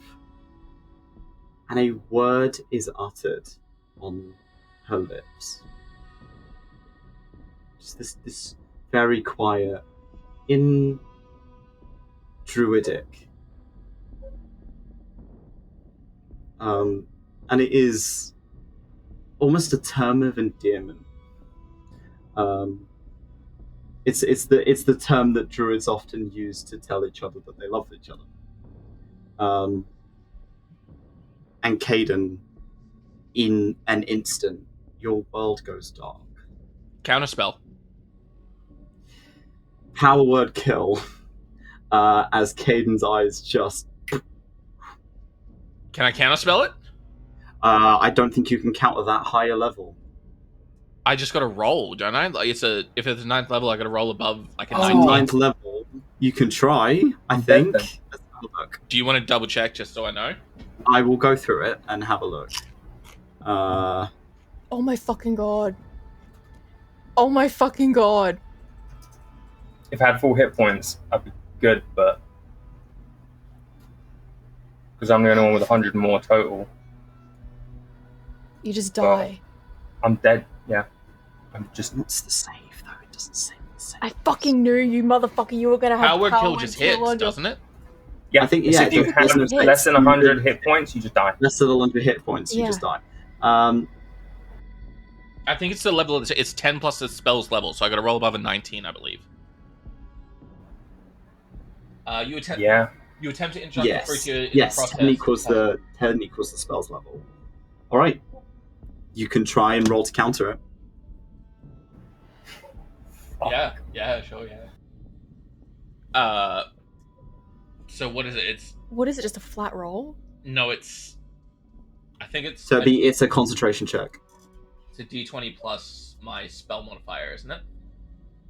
I just closed it. Hold on. So, if it's casting a spell at 4th level or higher, make an ability check using your spell casting ability. Yes, so it'd be D20 plus your spell casting ability modifier. So a D20 plus 5 is what I have. Okay. We'll see how well this goes. Give Lyre my inspiration. Inspiration roll again. This can be clutch if it works. I'm one short. Just below. As you watch as this spell leaves her lips, and you try your hardest to imbue your trident with as much magic as you have to sever it from Kaiden before it hits him. But Kaiden's already dropping by the time the magic has gathered enough in your weapon. Kaiden, what's the last thing you think of in this moment? What's the last thing you see? I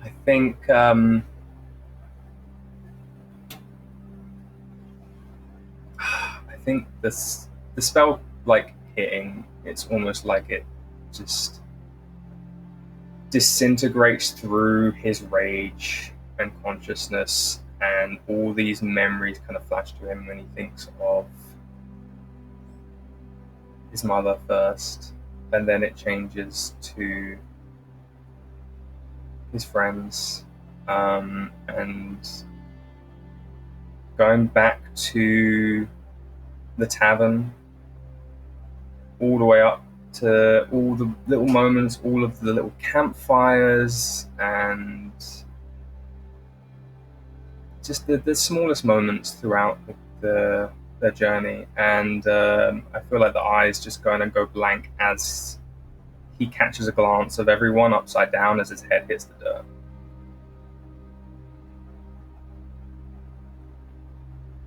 The last thing you see is Sinza running towards you. And the world goes dark. Kaiden is dead. Sinza, as you run over to him, and you watch as Sorsha's smile twists, and their head kind of tilts. Coming for me next, are we?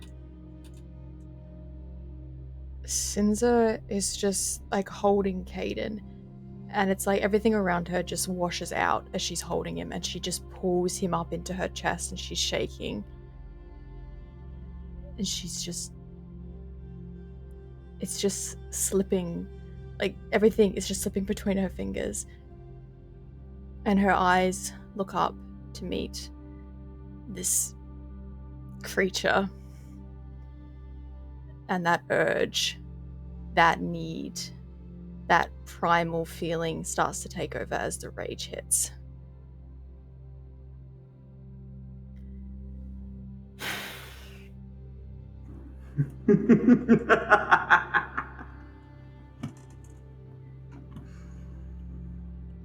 Pathetic.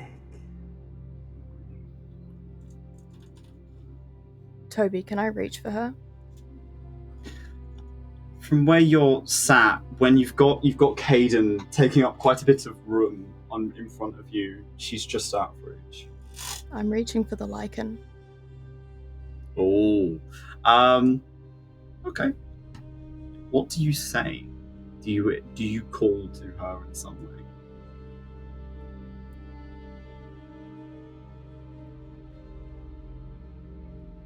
Help me. Help me kill. Let me hunt.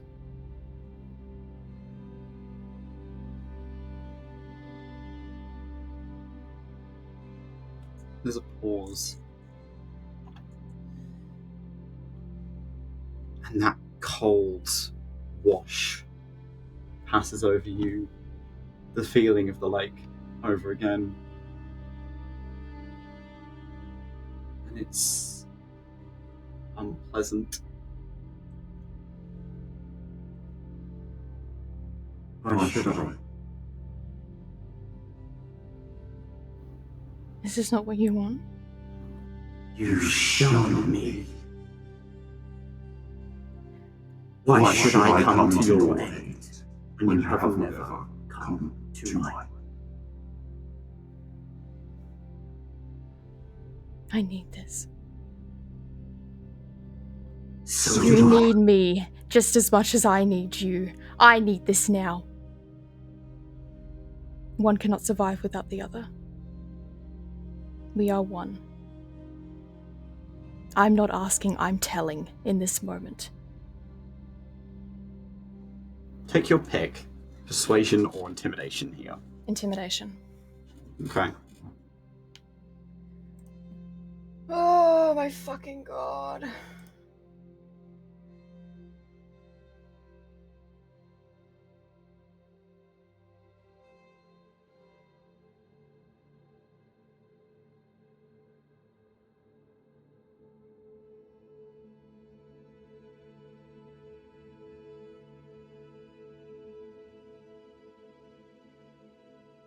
You feel the push against your ribs.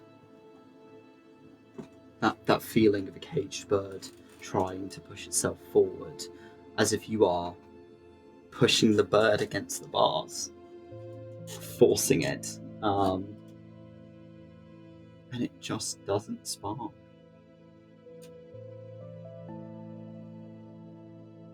It's almost like its own is too. And you hear whispered, You don't scare me. I promise you. I will. I fucking will. Sinza's gonna stand and pull her axe. in that moment, as you're focused partially on Kaiden's corpse and on the lichen, the two of them have stepped back. Zani is moving with her willingly. And there's a little wave.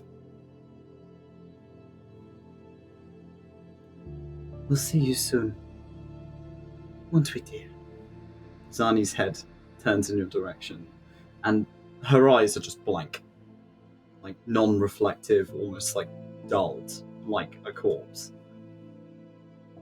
Yes, okay. We'll see you soon.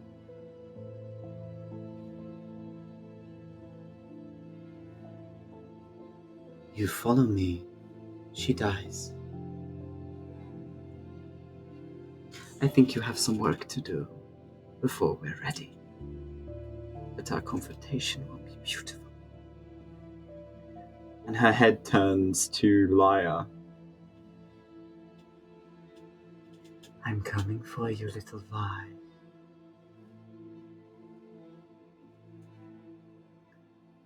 Svali looks forward to seeing you.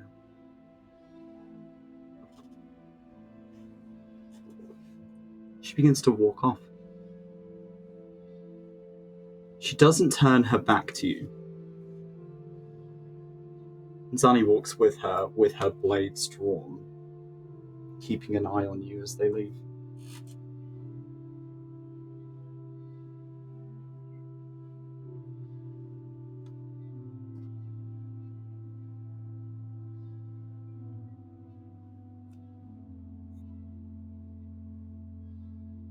You are left in this silence, with Kaiden's corpse, with the body of a lunar dragon in the entranceway. What are you doing?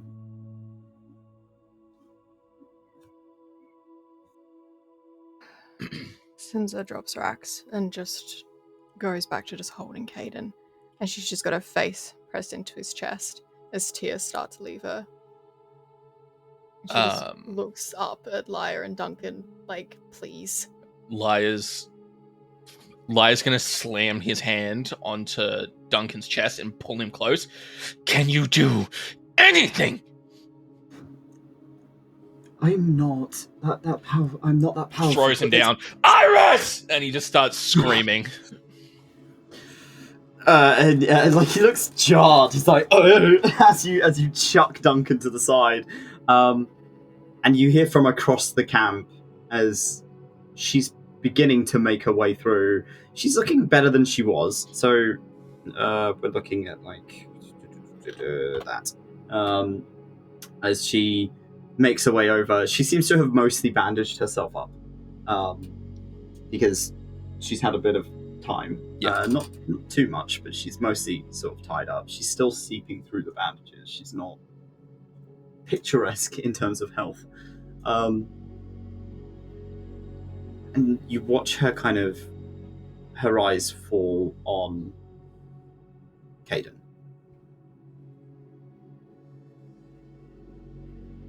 And there's a moment.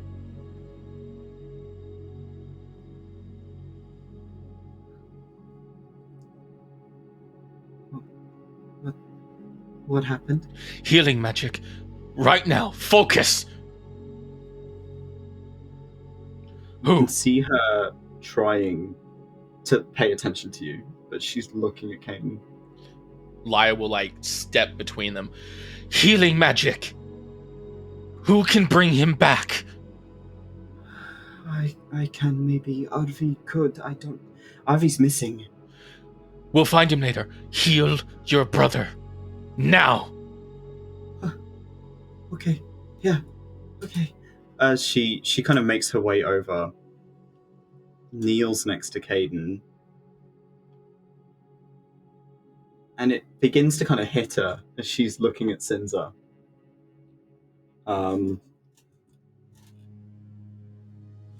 She places a hand over the top of yours, Sinza, on Kaiden's shoulder, and tucks some of Kaiden's hair back. Just kind of looks at him for a moment.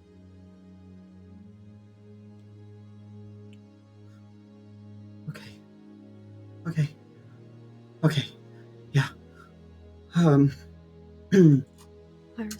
she is going to attempt to cast Raise Dead on Kaiden, as it is too late for Revivify. So she's going to have to do it the hard way. Can I help at all? Is there anything I can do to aid? We are going to do a resurrection ritual. So this is going to be a skill challenge from everyone involved. No, Raise Dead is not raising the undead. It means bringing you back. If I bite him, can he turn into a like me? Like, no, wait, I don't want to be undead. I don't want to be a monster. So I'm going to make each of you effectively try and implore to Kaiden's spirit to bring him back, and it will be one of your skills that you can apply to it for whatever reason. You need to have good enough reason to use it, whether it be persuasion, whether it be intimidation, whether it be, I don't know, arcana if you wanted to, but make it good, and we will roll with advantage, disadvantage, depending on how good your roleplay is here. And then Kaiden, we're going to get you to roll a d20, and we will see whether or not it is successful. So we're going to start with Sinza. Sinza, as you're holding it, Iris, you watch as this kind of magic almost like weaves between her fingers, this sort of glittering green, as she's placed her hands against Kaiden and over the top of yours, as if she's channeling it through you. And she looks at you. Talk to him. I can't make him come back on my own. Sinza, as she's kind of holding him in her lap, she lays him down and just places him oh so gently and just kind of brushes the hair out of his face. And she reaches into Kaiden's pocket and she's going to pull out his rocks. And she's holding them in both hands. And very slowly, she just kind of starts to like place them around him and creates these like little rock towers. And as she's doing so, she just very quietly is just speaking. And do you remember the day I remember in the swamps just out of your grove? I was stuck in the mud and you found me and you laughed at me.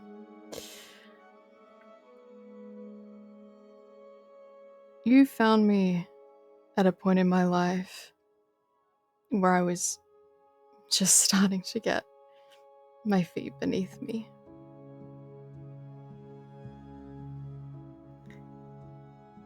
You showed me what it means to be kind, Kaiden. What it means to be a person that has a kind heart and good morals and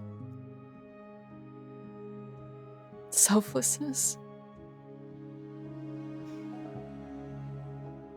I don't have the memories that other people do of childhood. I don't have those experiences, but you allowed me an understanding into who you are.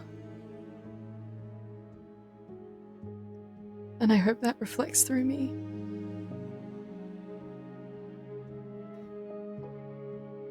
I really need my big burly war man. I need my sword to my shield. I need you next to me through this. Please don't leave just yet. Roll me a persuasion check.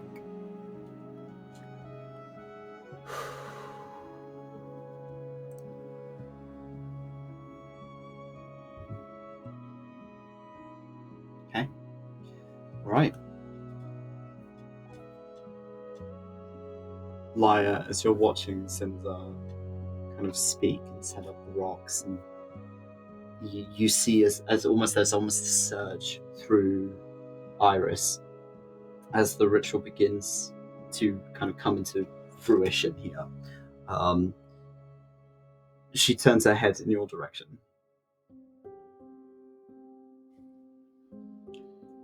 Lyre's gonna tap his trident and activate his blade song and get all his energy rushing through him that he can. He's gonna kneel down next to Kaiden, sort of wrap his hand behind his neck and place his middle finger right where the arcane energy radiates through her body. And then he's going to place his other finger right on his forehead. And he's going to say, Kaiden,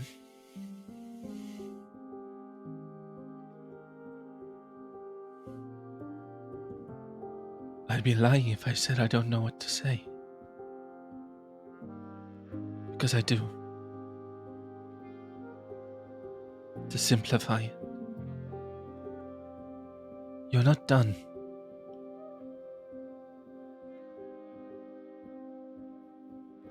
Not by a long shot. You have a lot of growing up to do. And you have a lot to learn. I'm still your tutor. And our lessons have not ended.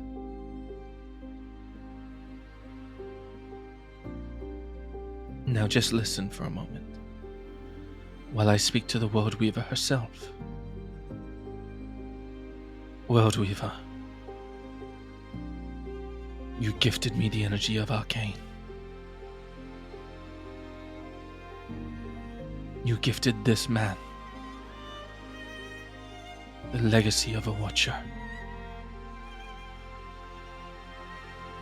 And you need him still.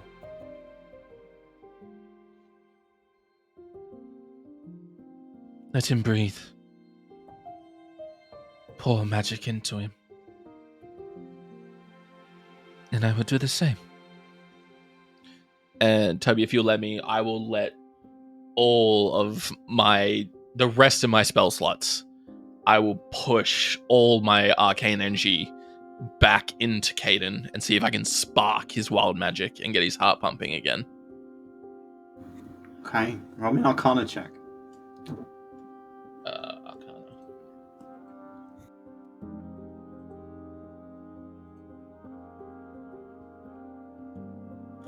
Okay. Alright, that's another pass. I will remove I think all my spell slots. Duncan knows when to be respectful. Duncan simply has their kind of hands in front of them, and has their head bowed, as if like they don't know Kaiden well enough. He's not quite able to provide something for Kaiden here. However, he seems to be communicating with something when he is sort of head bowed. Those of you with a passive perception of 15 or higher, if that's any of you.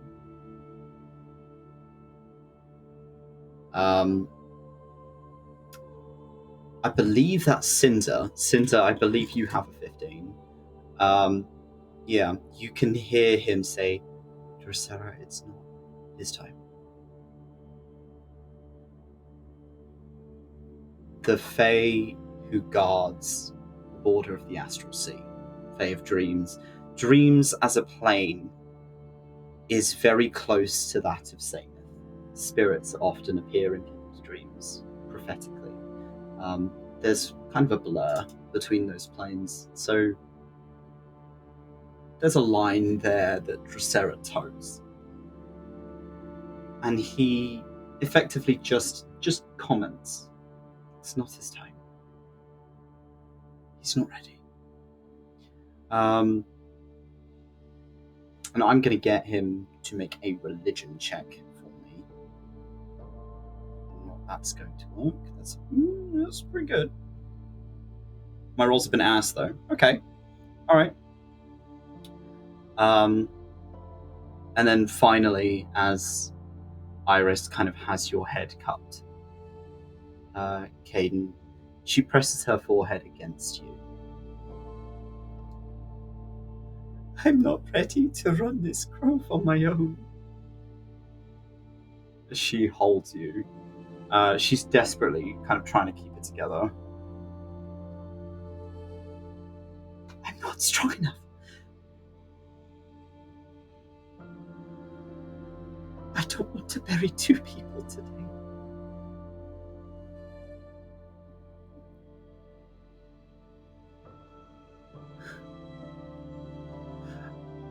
Mum would be mad. Mum's probably giving it to you now. Dad needs you. I need you. The Grove needs you. Sunny needs you. These people love you. I'm not ready.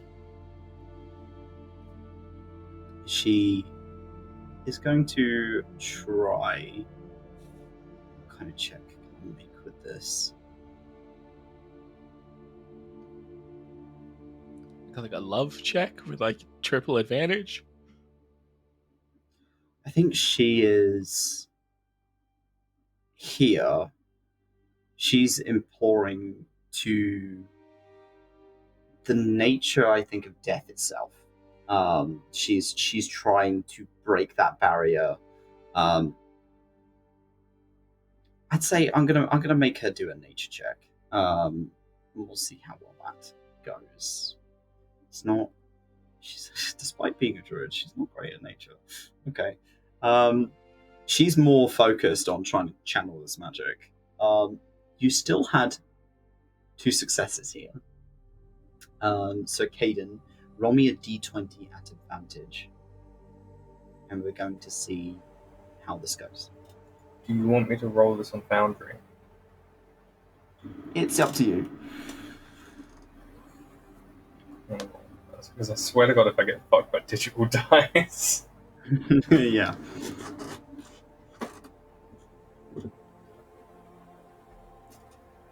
It's just straight d20. Like advantage, but just there's no modifier, it's just a d20. Yeah, it's just flat. Just a 5. Okay.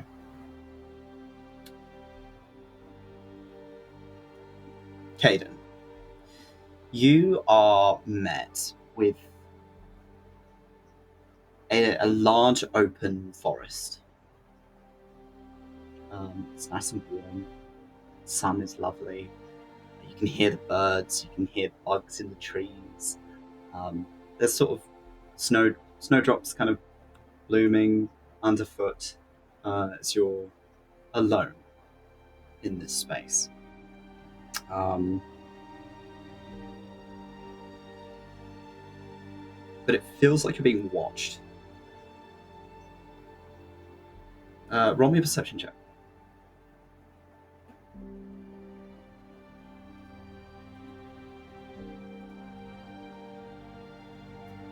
So 13. 13. There's a rustle from behind you, and sort of the thunk of a stick. As you turn around and you can see your mother. Fuck, he's gonna get his ass whooped.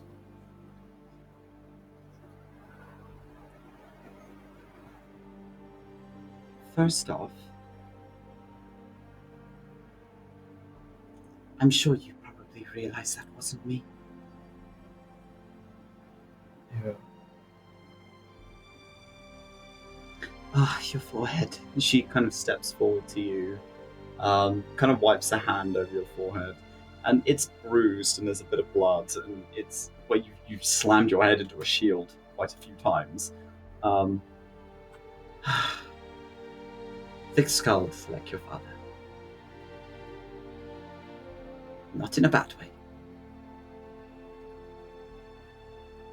She looks better than you've seen her in a long time. She looks more the right colour in terms of skin tone. She looks a bit more kind of lively. She's got a soft smile on her face.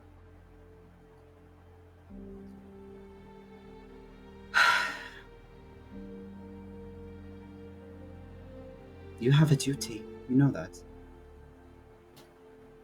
Yeah, I know that.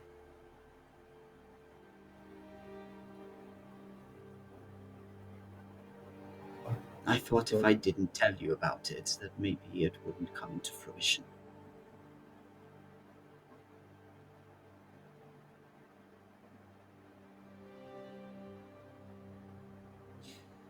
But that is negligent from my part. I should have told you sooner. She kind of takes your hand.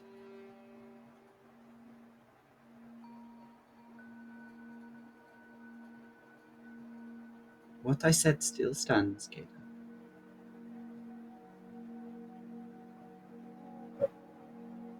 How do I even get back? She points behind you.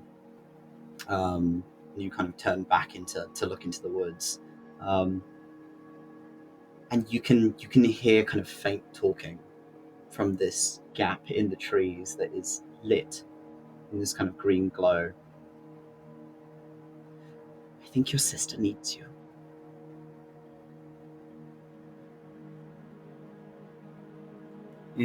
He's gonna pull her into.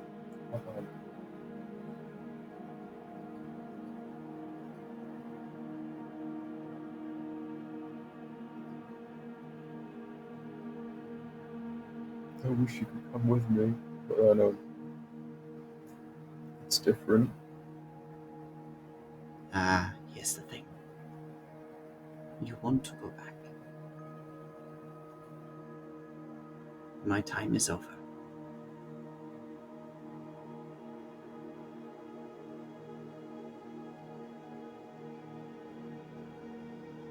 The time with the priest now. She kind of looks at the woods.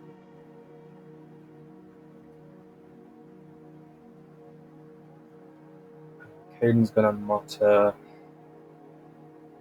a druidic prayer that he's done a lot when he was younger with his mother and his father. It's just one of safety and well-being. I'll make sure to try and make you proud, I have been never anything but proud of you.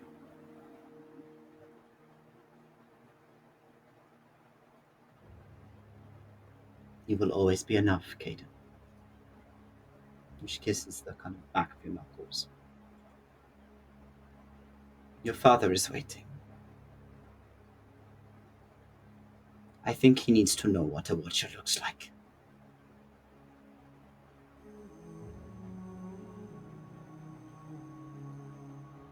Be warned, from what I know of this sort of magic, it is not going to be comfortable. But at least the people that are waiting for you will take care of you. Yeah. I love you. I love you too. Don't keep them waiting. Yeah. He kind of forces himself up and forces himself to walk away, and there's a lot of hesitation and looking back.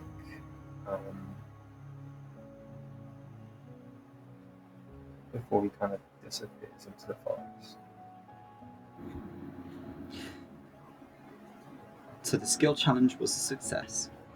However, your rolls mean that you are going to have a -4 penalty to all of your skill checks and your attack rolls until you've had enough long rests to recover it. So for the next 4 long rests, effectively, so each long rest you're -1 off of that, so you're going to have to keep tabs on that for me. Because I will not remember this. I know what I'm like. However, in that moment, as you step back through, you are thrust back into yourself at pace. And my God, does it hurt? It's unpleasant. It's just a shock. There's bright light. There is sudden warmth around you as you can feel Sinza's fur, Iris's hand, this surge of magic that is suddenly poured out of Lyre and through you as the wild magic sparks, and there is this kind of glow of pink from the center of your chest. And you gasp and are awake. You are back up to 1 hit point.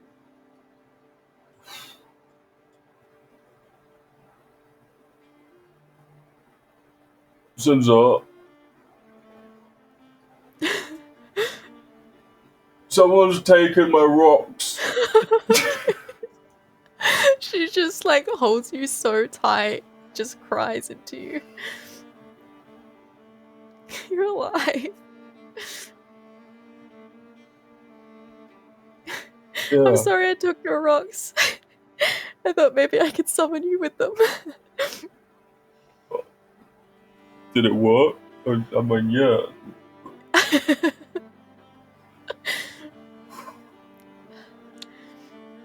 Lyre's just gonna sit back and just... Good to have you back, big burly ball man. Good to be back. Lyre's looking quite pale. He's just given up pretty much all of his magic into you, and it's exhausting.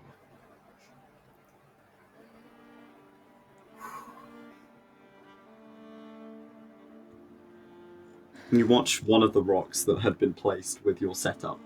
Was one that Iris had put down. And it turns to ash. It was a diamond.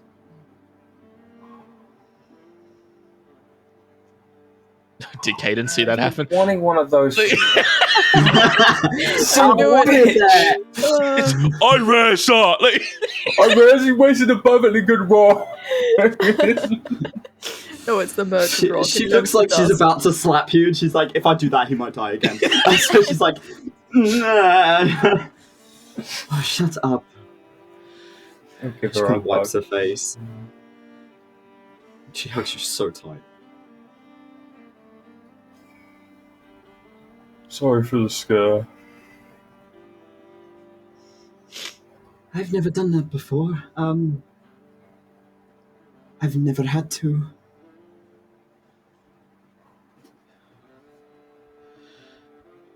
you did good, Archdruid. Good work. She swallows at that concept. She's like, oh. Iris, where was Harvey last seen before he was at the tree? He was in his study. But when I was in there, the place was a state, more so than usual. I don't know when that change happened, but It doesn't matter. We'll find him. I'll go check the study. Lyre's gonna use trident and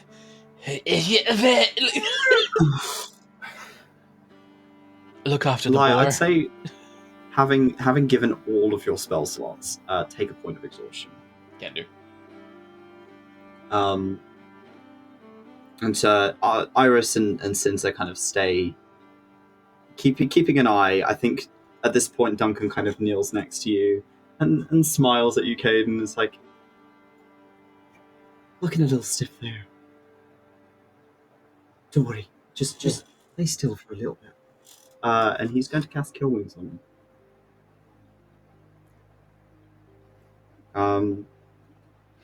Lyre, as you begin to kind of head over to Harvey's study, you're seeing kind of faces of druids and civilians kind of poking out doors, like, is it over? As you make your way over to the study, the door is open from where Iris kind of slammed it open and ran. But it's pretty obvious from the second you walk in that this place is more of a state than it's been in a long time. He's just gonna start looking around, just calling out, Harvey! Harvey! And I want to see if I can find him. Maybe he has like a hidden, there was like a place he was shoved into or anything. Okay, roll me an investigation check. +5. Hey, 15 +5, dirty 20. Yum, okay. I swear you two. As you kind of make your way in, I know. As you make your way in and kind of begin to look through, you'll see invisibility lasts an hour. Correct. Okay. The first thing you notice is there is trails of something in the corner of the room, like on the ceiling, as if it's like left a magical residue where something was. You can roll me an Arcana check to see if you can tell what kind of spell that is. Well, that's going forever. Dude, 19 +8. Fuck me. Okay. Wait. Yes, 19. You've never seen it in practice, but you have definitely read about this spell. someone was keeping an eye on RV, or somebody watched RV for a period of time recently. This was a scrying spell. Interesting. It's very likely that they were interested in RV because RV had the most conversations with you. Makes sense. And what you were planning on doing, or what you were doing, was run through RV. So RV knew, and that made him a prime target. Right. As you're kind of looking around the room, there doesn't seem to be any traces of RV as a person anywhere.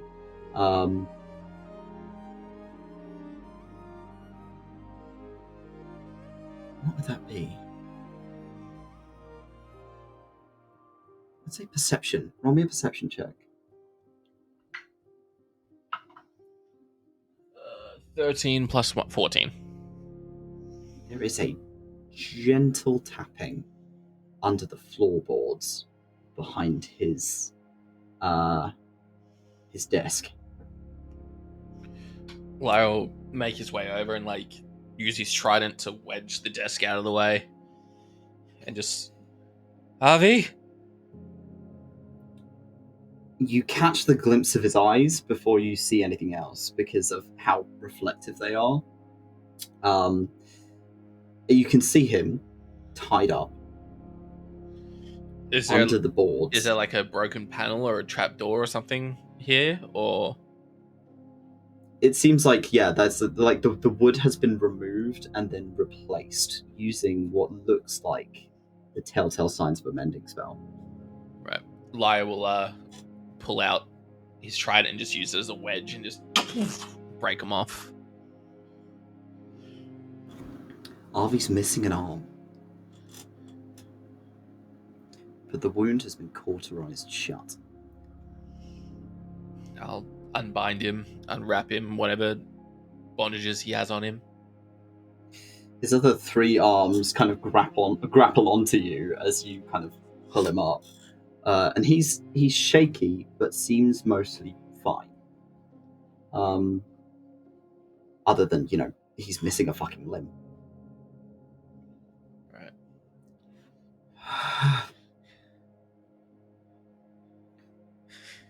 Good to see you. Hello, old friend. What the fuck happened out there? Let's get back to the group. I think you need your people. I'll explain on the way. Yeah. And okay. As we head back, I'll just tell him everything that just occurred and whatnot. Okay. So as you take him back outside, he's a bit shaky, but again, mostly for the most part, fine. Lead him past the dragon. He just kind of looks at it like he's not seen a dragon before. Lyre will just say, and it's I killed close to you. Lyre will just be like, I killed that, and then he'll stumble.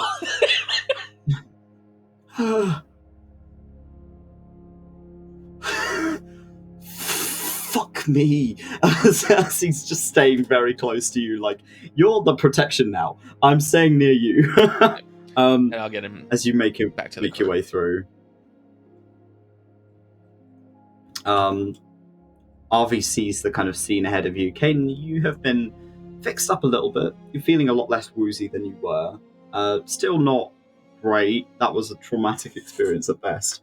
But Duncan has definitely made a dent in fixing you up.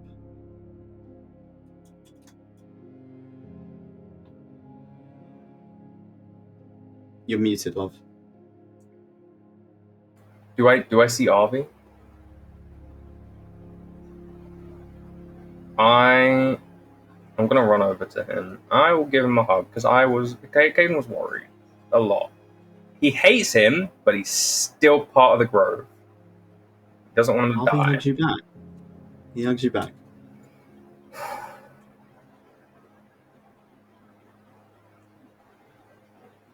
As much as you might not believe it, it's good to see you. It's good to see you as well.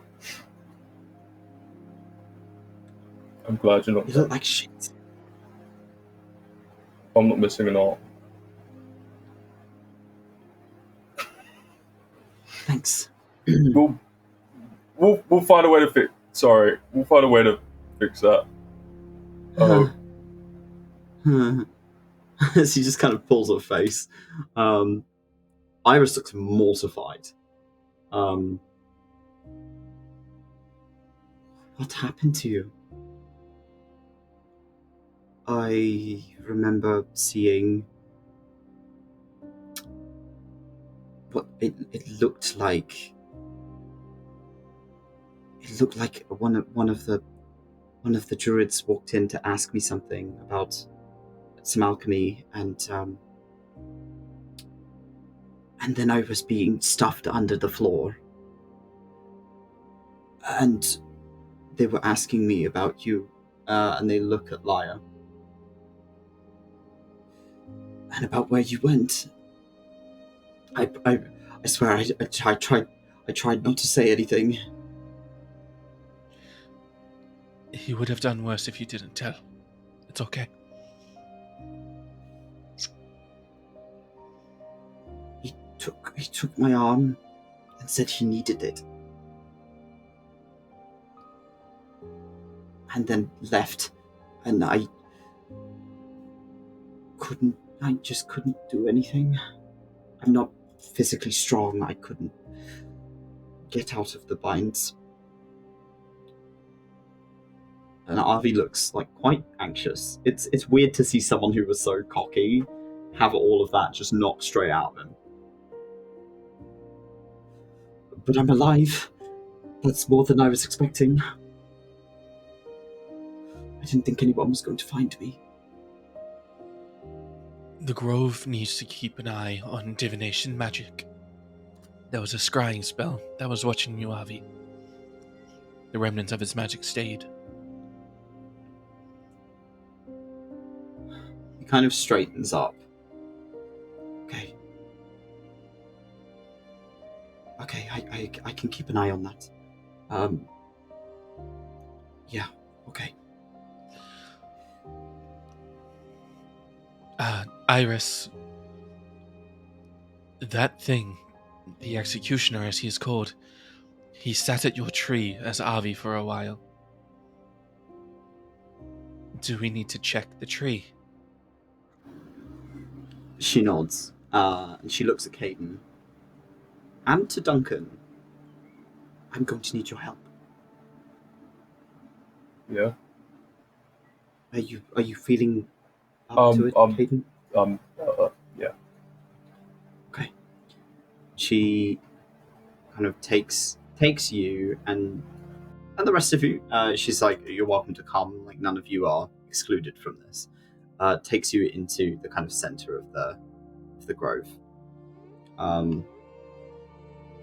Next to the gigantic fucking corpse of this dragon, you see that Baylor's been inspecting it, and kind of she's taken a couple of scales off, and she's been kind of holding them up and like, can I make anything out of this? As she's kind of looking at it, and she looks over and goes, "Oh my god, what the fuck happened to you?" Like at Arvi. Arvi's like, "Don't, like not now. I don't need this right now." As Duncan and Kaiden, you are kind of sat down next to the tree. I'd like you to make me a nature check, Kaiden. Okay. I'll make one as Duncan as well. Oh, crit from Duncan. Oh god. Where's my... That's a 15. Okay. As you are kind of placing your hands against the tree to see almost what the injury is here, if there is one, it's a warm sensation that you get when you are within the presence of the grove's kind of epicenter, and it's colder than it should be. And as Duncan kind of places his hands, He looks at you, Kaiden. Do you feel that? That sort of tingle. That's the void. He's left a trace. Luckily, something like this will, it'll heal on its own. But it will take some time.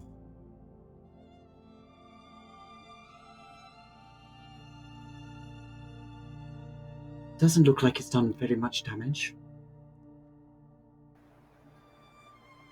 Do you know By how the long looks it of it, though, might take to heal? you've got some pretty powerful magic. Maybe you could do something. I didn't catch that last bit. Maybe you could do something. You've got some pretty powerful magic. Maybe you could do something. I could try.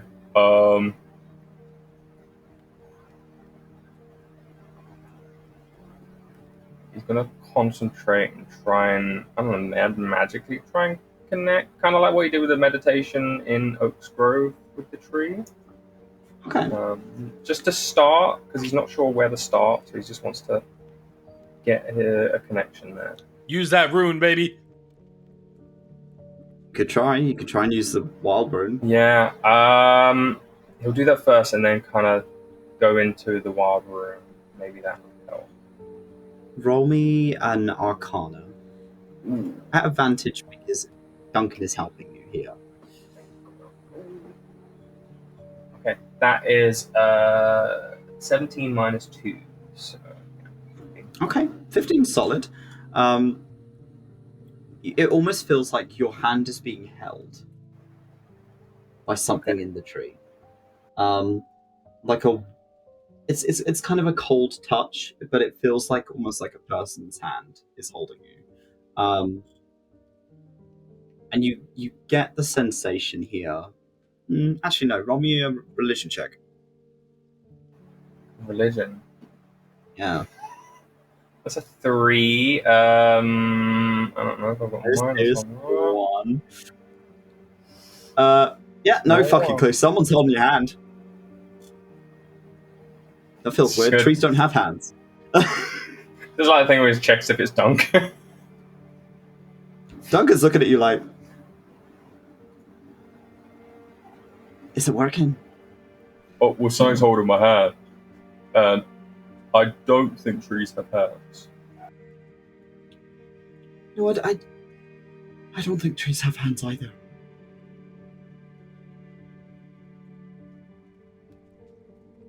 Okay, so you're holding a tree's hand, metaphorically. Well, I hope it's its hand. Okay. Are you doing anything else? At the moment, you're just kind of holding. Does it feel like a different material? Does it just feel like wood? Like It's got an almost bark-like quality to it. Yeah. Mhm. Okay. I need you two to stop in the fireside chat, alright? Y'all. Can I not like pull, just like gently kind of pull to see if it's like, is this sign just like attached, or is there something that's like in the tree that comes out? Or...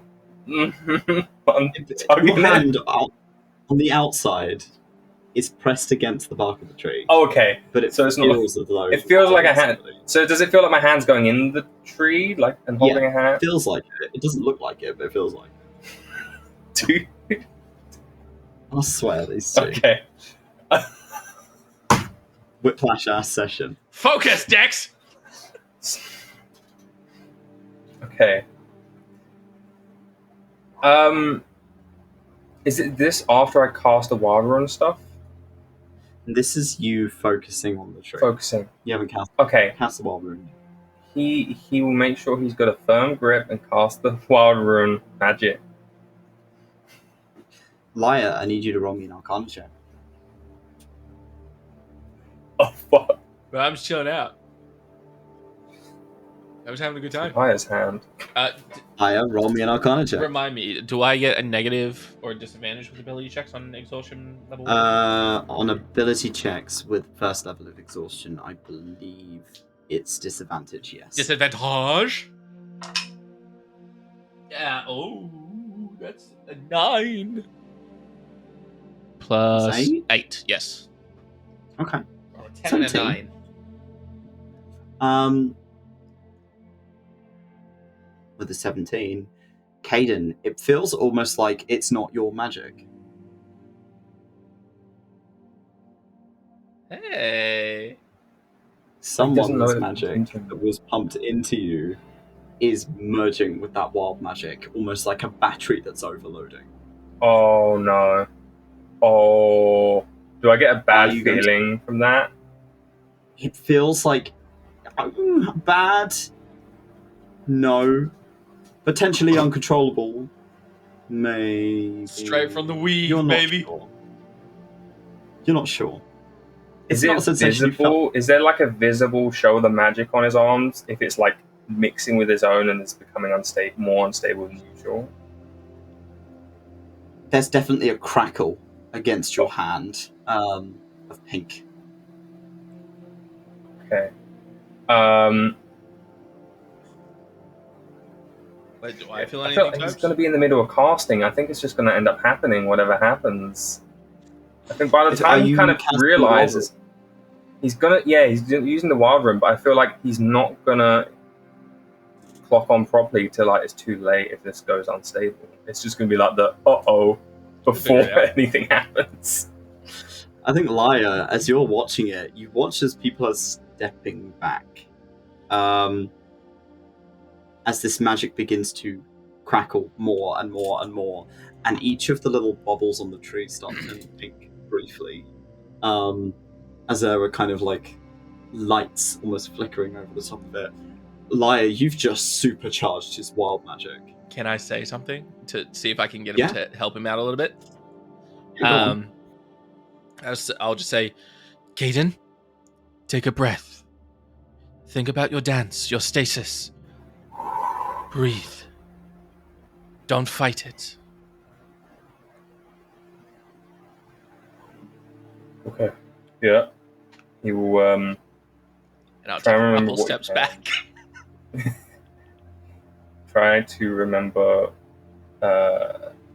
everything you can. Try and stay focused and remember his breathing and not lose control.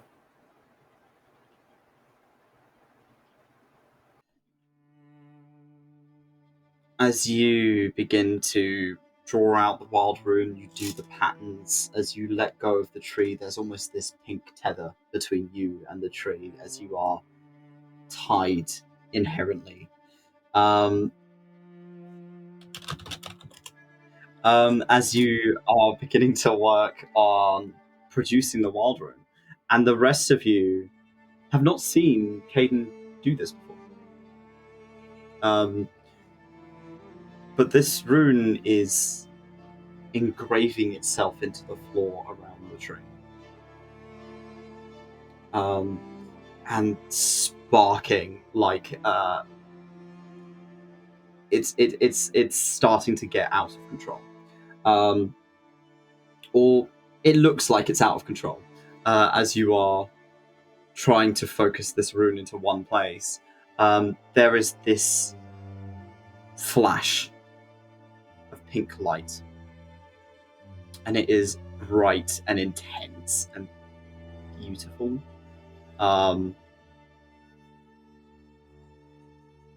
As suddenly, as the rune kind of settles and it kind of locks into place, the tree is put into stasis permanently.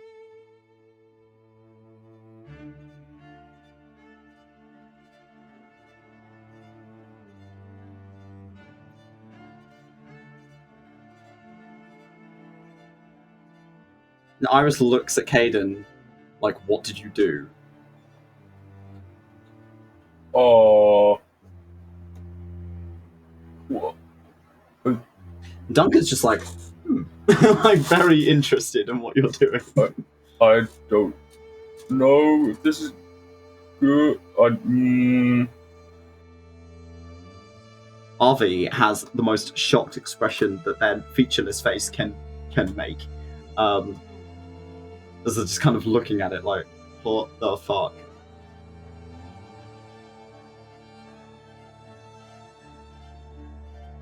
Everyone can roll me an Arcana check. if Thank would you. Like. Thanks. It's an 11 from me. 11, okay. Kaiden, it just looks like you've done a model. He doesn't 18. know if this is a good thing. Like, An 18, okay.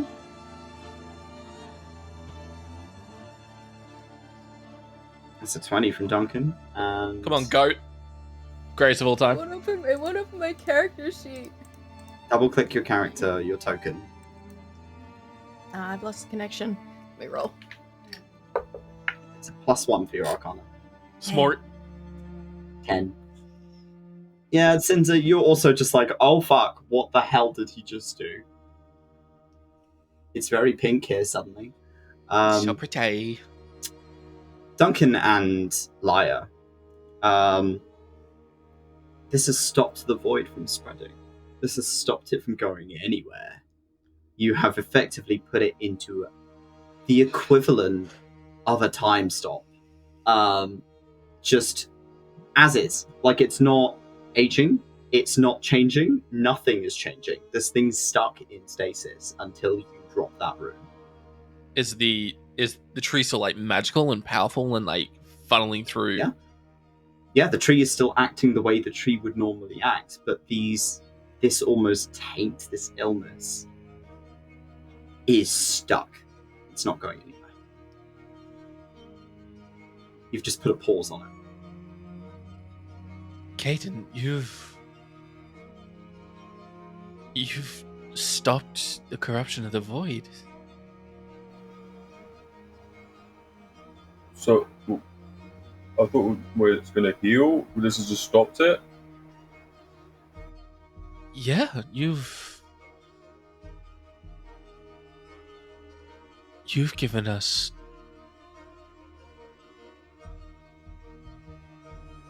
I guess a sample, or You get the, like, I think Kaiden, you inherently get the sense that this is what Watchers do to the arteries of the heart. So Oh shit, that doctor. they you Put them take into the space. organs. you're the Oh. organ stealing.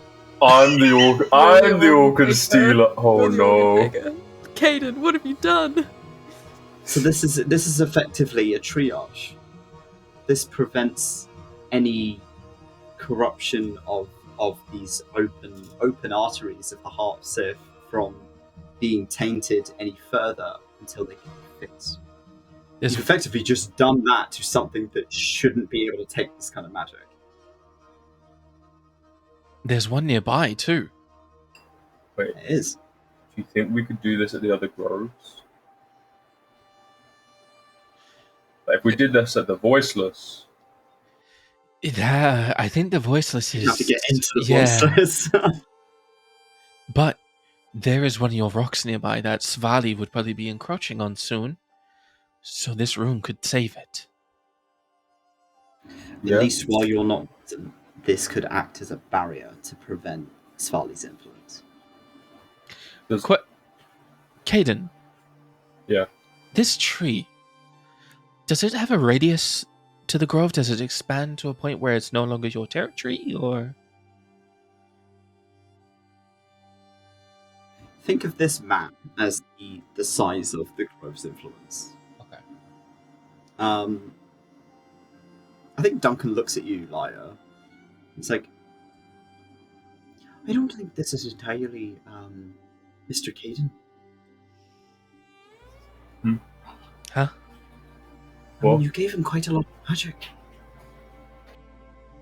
So yeah, have you seen the size of him? No, I think that some of that is yours. Icarus, I swear to God. Sorry. You think some of that is yours? That's fascinating. As he's kind of looking at it, Who are you? it's almost like, well, that's quite a question. As he kind of smiles at you. My name's Duncan 𝘏𝘪𝘨. I know we've done this before, but I'll do it again. It's kind of a rushed introduction last time. I don't know if I like you. Lyre. It's a shame. Well, he's just staring at me and he's talking about my magic. Met the guy. We can't. Why are you all so tall as well? This is ridiculous. Maybe you're just short. Have you ever thought about that? I'm a perfectly average size. You're all just freaks. Freaks. Yeah. Freaks. Yeah. Wow. As you. I will not be spoken down to by a man who can barely meet my eye line. With that, we're going to end our session. Yeah. Okay. You can have a conversation with Duncan when Duncan's player is here. Yes. But thank you very much for playing. Thank you for watching. Fucking Whiplash session. Oh my god. Yippee. Well done, guys. You have leveled up to level 9. Oh! So, we will see you all next week. Thank you very much for watching. Bye. Bye.